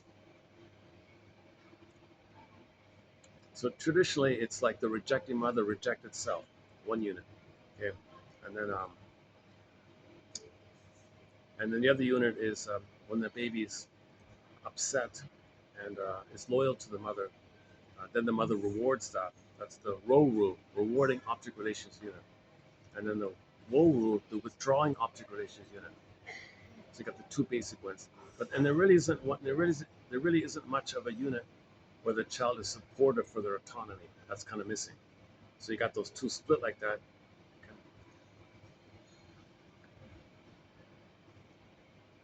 Now the withdrawing, the woe rule, mother says to the baby, "All right, baby, with me against me." Okay. So the mother withdraws, with me or against me. She withdraws if the child wants to be autonomous. She withdraws her love. It can be punishing or some form or another. The mother's love will be unavailable, maternal, libidinal unavailability all of a sudden. Mother's love is not there. She withdrew her love. So Fairbairn divides that into two parts, that the baby saw the mother as promising and then rejecting. So he felt promised and then rejected. So it's like another relational units like that. Usually they're together when the mother's, um, when people, when the exciting thing is brought up, it's going to be the rejecting one, if that's what's going on.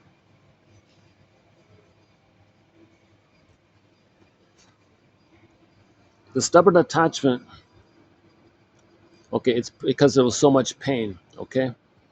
And then number one, next one is that it's going to be projected and recreated in the outer world. So you'll only be attracted to people who will reject you. So the only falling in love is they're going to reject you. If they're going to, if you see somebody whom you don't know in the moment who's going to reject you, you'll be excited to them. You'll only be excited or fall in love with somebody who's going to eventually reject you. If they don't reject you, you're not interested. Snoozeville, because calm and peace um, is unconsciously equated with being a goner. So they're bored, they're passive, nothing's going on. Um,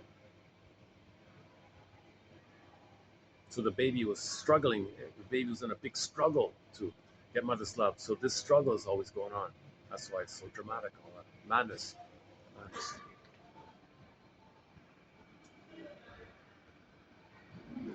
And the same, yeah. So what? Likewise, the intensity of the child experience, you might feel that as an adult as well.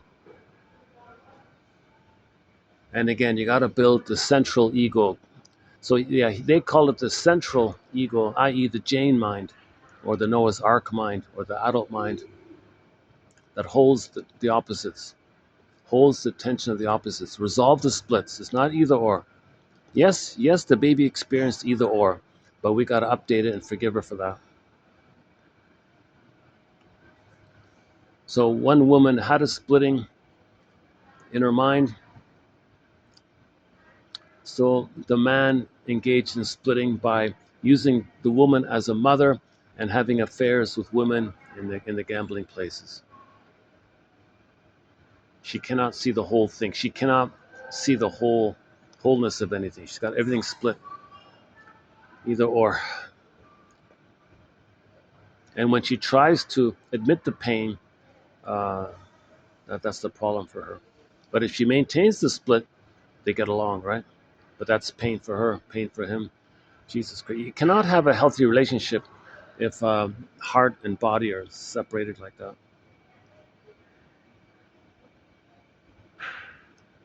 Okay, the one about the transference. Okay, so that the shrink not being around on the weekend, that triggered how her mother was never around. So that makes sense. Given your history with your mother, that makes sense that you'd be enraged and angry. Okay, the minimum requirements for therapy. Some capacity for self-reflection, i.e. psychological mindedness, just curiosity, wonderment, just wondering and making the inference, why am I doing this? Is this some kind of communication from me to me somehow? Okay, the dual perception that you're going to see the person in the present as for who they are and as a transference.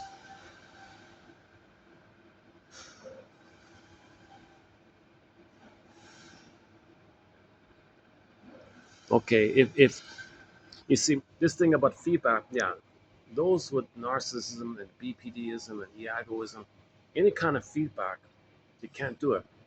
It's a narcissistic injury. They only want narcissistic supply. They want to be admired and seen how wonderful you are, or you're the center, you're so important. You give them feedback that implies otherwise. That's narcissistic injury, narcissistic rage, and they feel what any baby would feel if you had no mother. So they think others are the symbolic breast that they own and control. So the other person is misbehaving, they think, and they're enraged. When they get supply, well, they're entitled, supposed to be like that. They should be. They think the giver should be thanking them for for having been given the chance to feed them. That's the entitlement they feel. Mother's rights. Am I entitled like this? They haven't reached the place of empathy or gratitude for the other person. They don't even see the other person psychologically speaking. They only see everybody's symbolic breasts to feed them and dump on them and feed them. They're coming from the place that when the baby's nursing, mother sends the goodness. Baby sends distress, mother soothes. Mother sends goodness, mother sends whatever distress. That's a continuation of the prototype. Baby in uterus gets the food down the center vein, and all the waste elimination goes up the other two veins to the center. Baby gets the good, sends up the waste, gets the good. That this cycle is like that. So the baby is entitled for this arrangement, but if there's a problem there and he's frozen there, he's stuck in that place, and he has the hope that somehow, he's still there. He's skipping in this loop. Sisyphus. It's Sisyphus. He's skipping in this kind of loop like this.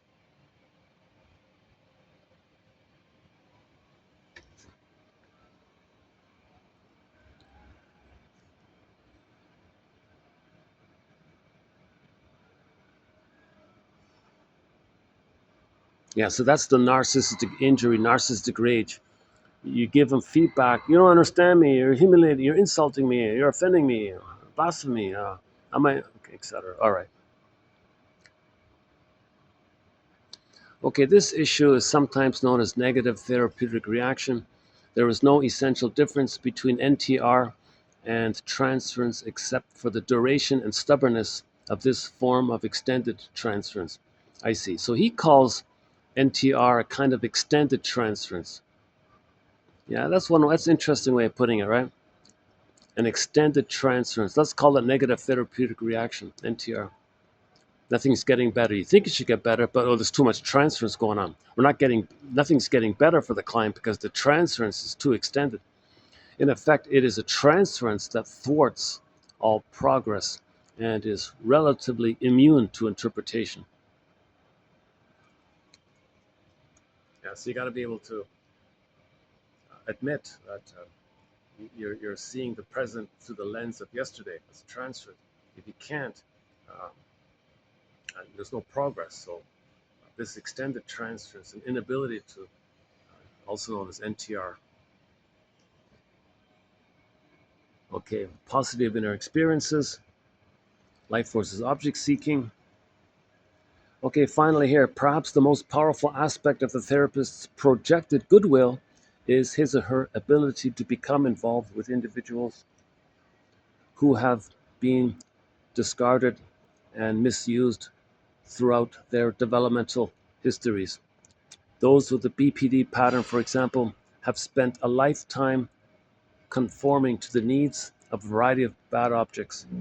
These sacrifices may go unnoticed for long periods of time by the borderline client in therapy, or by the client, sorry, by the client with the BPD pattern, but the pressure from the therapist's goodwill and the implicit demand for reciprocity eventually penetrates the awareness of most clients. Eventually. So it's very famous with the shrinks. Most shrinks run for the hills if a client walks in with the BPD pattern because they're impulsive, enraged, demanding, angry, shouting. Uh, so most shrinks don't want to spend years and years trying to help somebody with the BPD. Same with the narcissism. Same. Now we're talking about lower functioning BPD. The higher functioning BPD, that's okay. They are psychologically minded. They can grow and heal. The lower, we're talking about the lower function. Many times when they talk about BPD, they mean the lower functioning, but there is a higher functioning BPD, kind of like the clingers and the pleasers.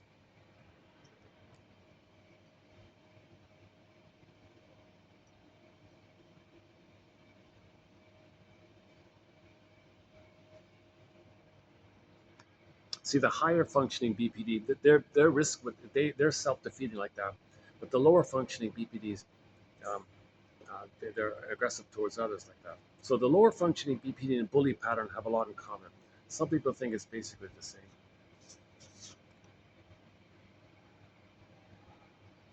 but that's an optimistic kind of ending here.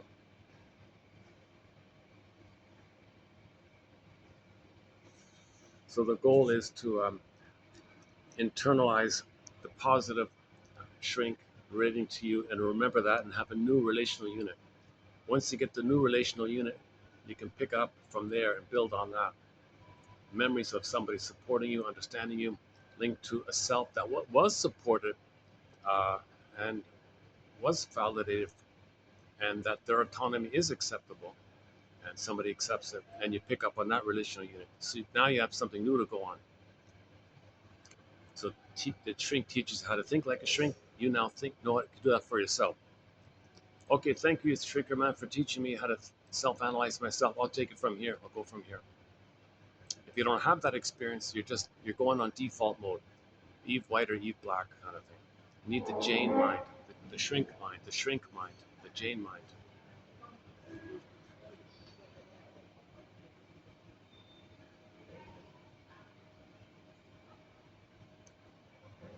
Oh, this is I gotta get you. I'm not used to this when it's nice and quiet like this. Let's see what time is it. 5:11. There's only about half an hour of light around here, anyways. Yeah. Maybe we can wrap it up at the pool part if there's no one there. Let's take a peek upstairs and wrap it up there. Give me a minute to wrap it up here. Yeah, hold on a second.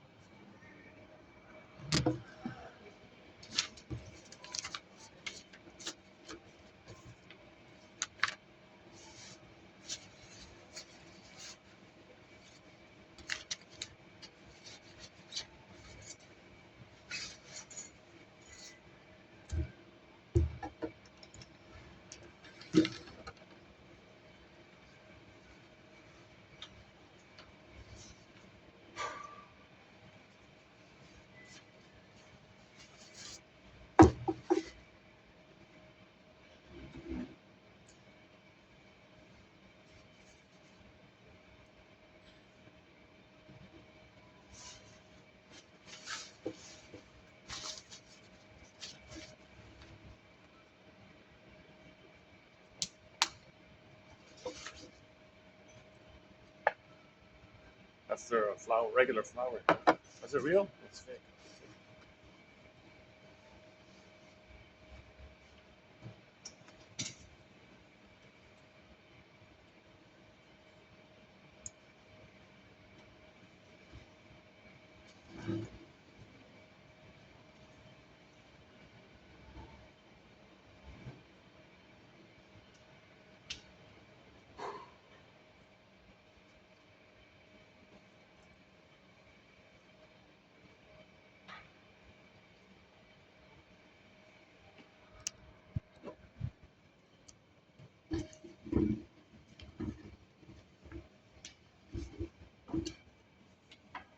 All right.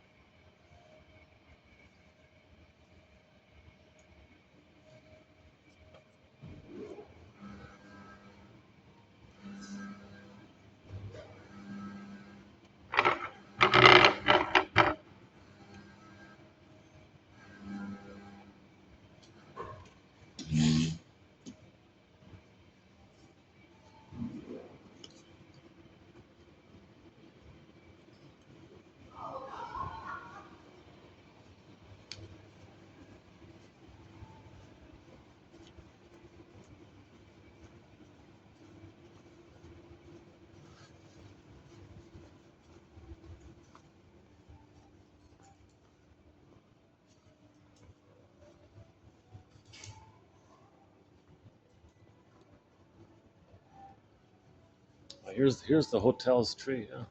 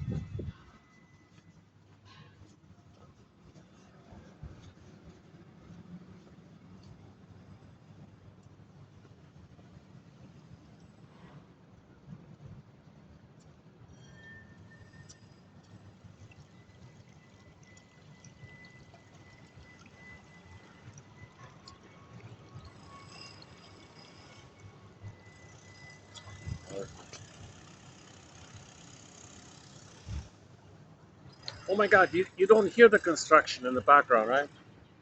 There's construction noises, but you're not hearing it, right?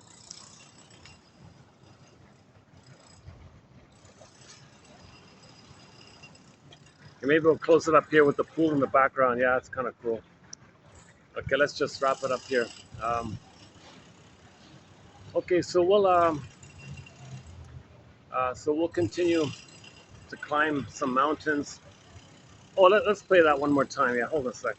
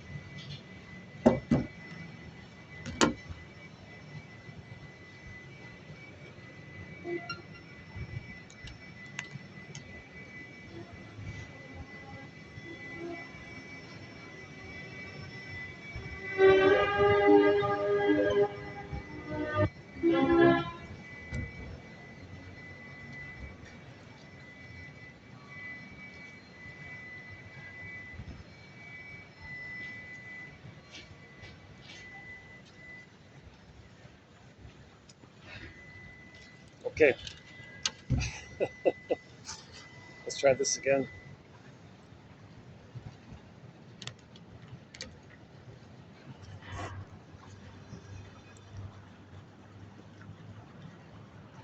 So let's. Oh, here we go. Here we go. No, I got such a flimsy, fickle. I got the wire is loose or something. It's very fickle with the connection. Let's try again.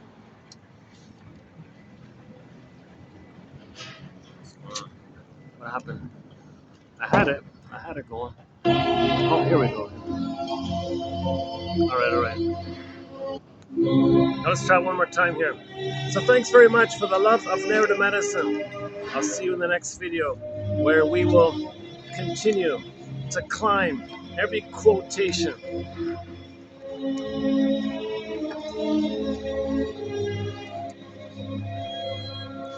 and search and free associate every quotation. We'll search high and low. We'll follow every train of thought. We'll follow every hunch or clue and be a detective.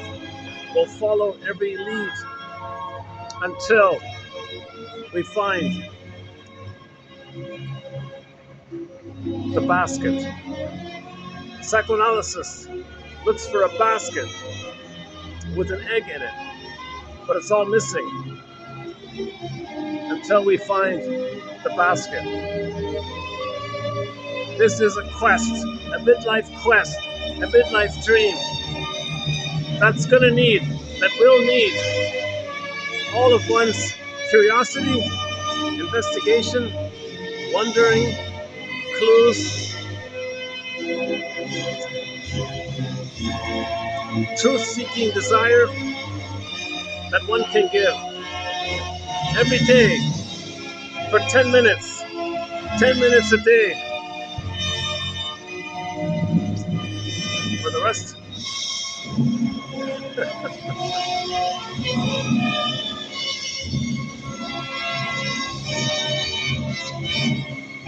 We'll climb every quotation. Thanks very much for the love of narrative medicine. We'll see you next time where we will be climbing and searching.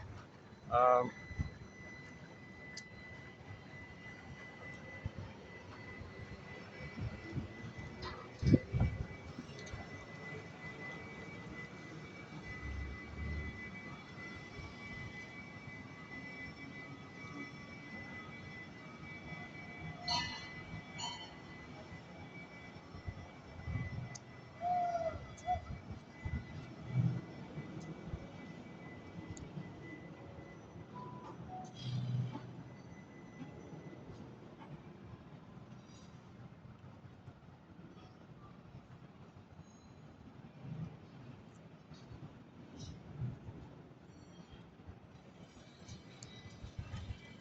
this is the first time in a year. This is the first time in a year this pool area has been empty here. I can't believe it. This is a coincidence. But in the show, in the Twilight Zone episode, oh, no coincidence, no coincidence. You know, Faber makes a big deal about this. He says, watch out for all this synchronicity stuff. Yeah, no, you're looking for fusion. You're looking for unmet fusion. So you take a coincidence and say, oh yeah, someone, it's uncanny, oneness, yeah, synchronicity, yeah, someone knows me, mother knows me. That little, in the Twilight Zone, the mystic seer, yeah, the mystic seer, the confusing, all-knowing mother knows me, synchronicity, she knows me. No, it's just a coincidence. So the lady, the wife, you know, she was the shrink for the guy. Look, darling, look, hubby, you're feeding it in. You're creating self-fulfilling prophecies, and you know, come on, you've got a mind. Don't waste your mind um, to serve this to justify this this traumatic memory all the time to yourself.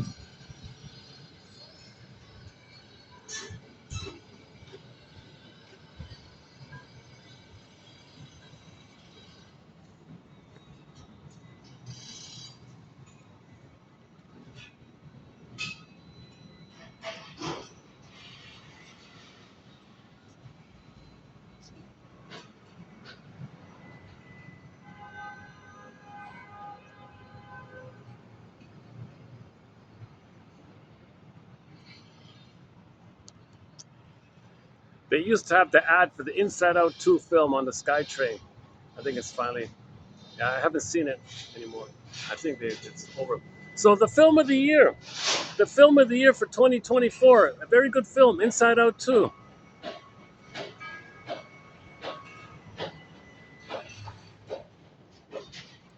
Inside Out 2, film of the year for 2024. So go to 2840 for the world's only analytic discussion, analytic interpretation of that film. Now, you don't see Baba Yaga in Inside Out 2, but you see the force that needs to take place. Resolving oppositional thinking to both and, the new both and. That's the group hug scene at the end.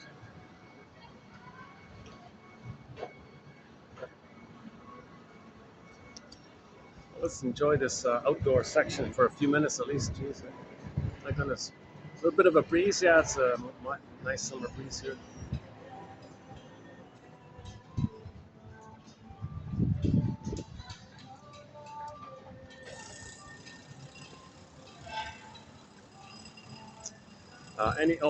Yeah, there it is there. Can you hear it? You can't hear it, right?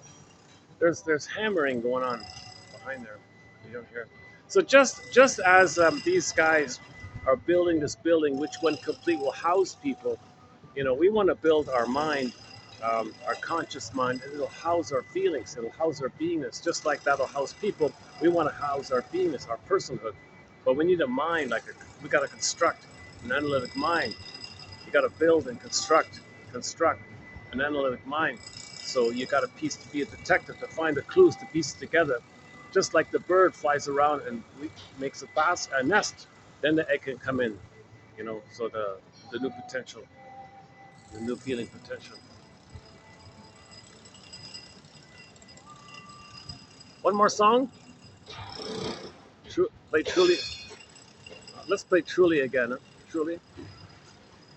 Or let's find another song. Maybe I'll find that other song.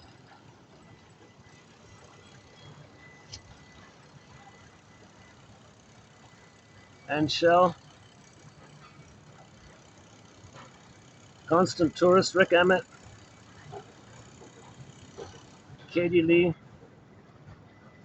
Santer, Self Saboteur, Dan McCaffrey, Street Heart, 100 Tears Away. When the Boss is Coming.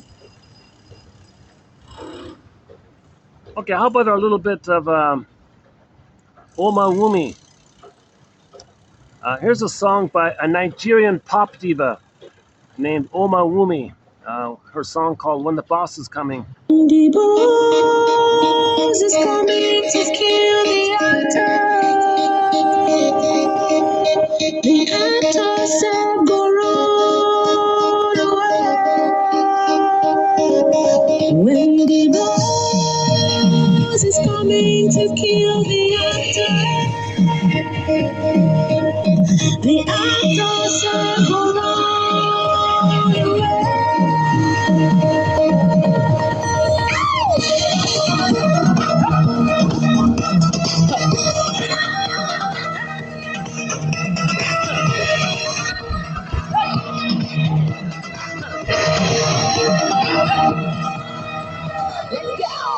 Sometimes this life will blow you for left eye. You find yourself on the ground. You got to hide yourself a corner. You gotta stay prepared, be stronger. You know you're coming back around. Sometimes this life, my way, people are always very frustrating. You got to understand that life is a process. Waiting start to surely get done. It has another time to fail. So when the world is coming to kill me,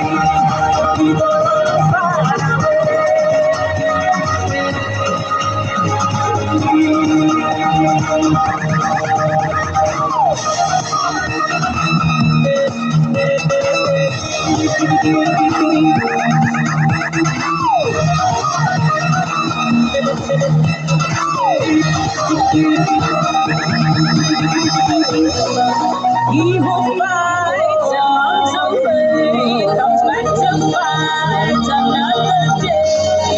If you try and you fail, you got to try another way. Evil fights and runs away, comes back to fight another day.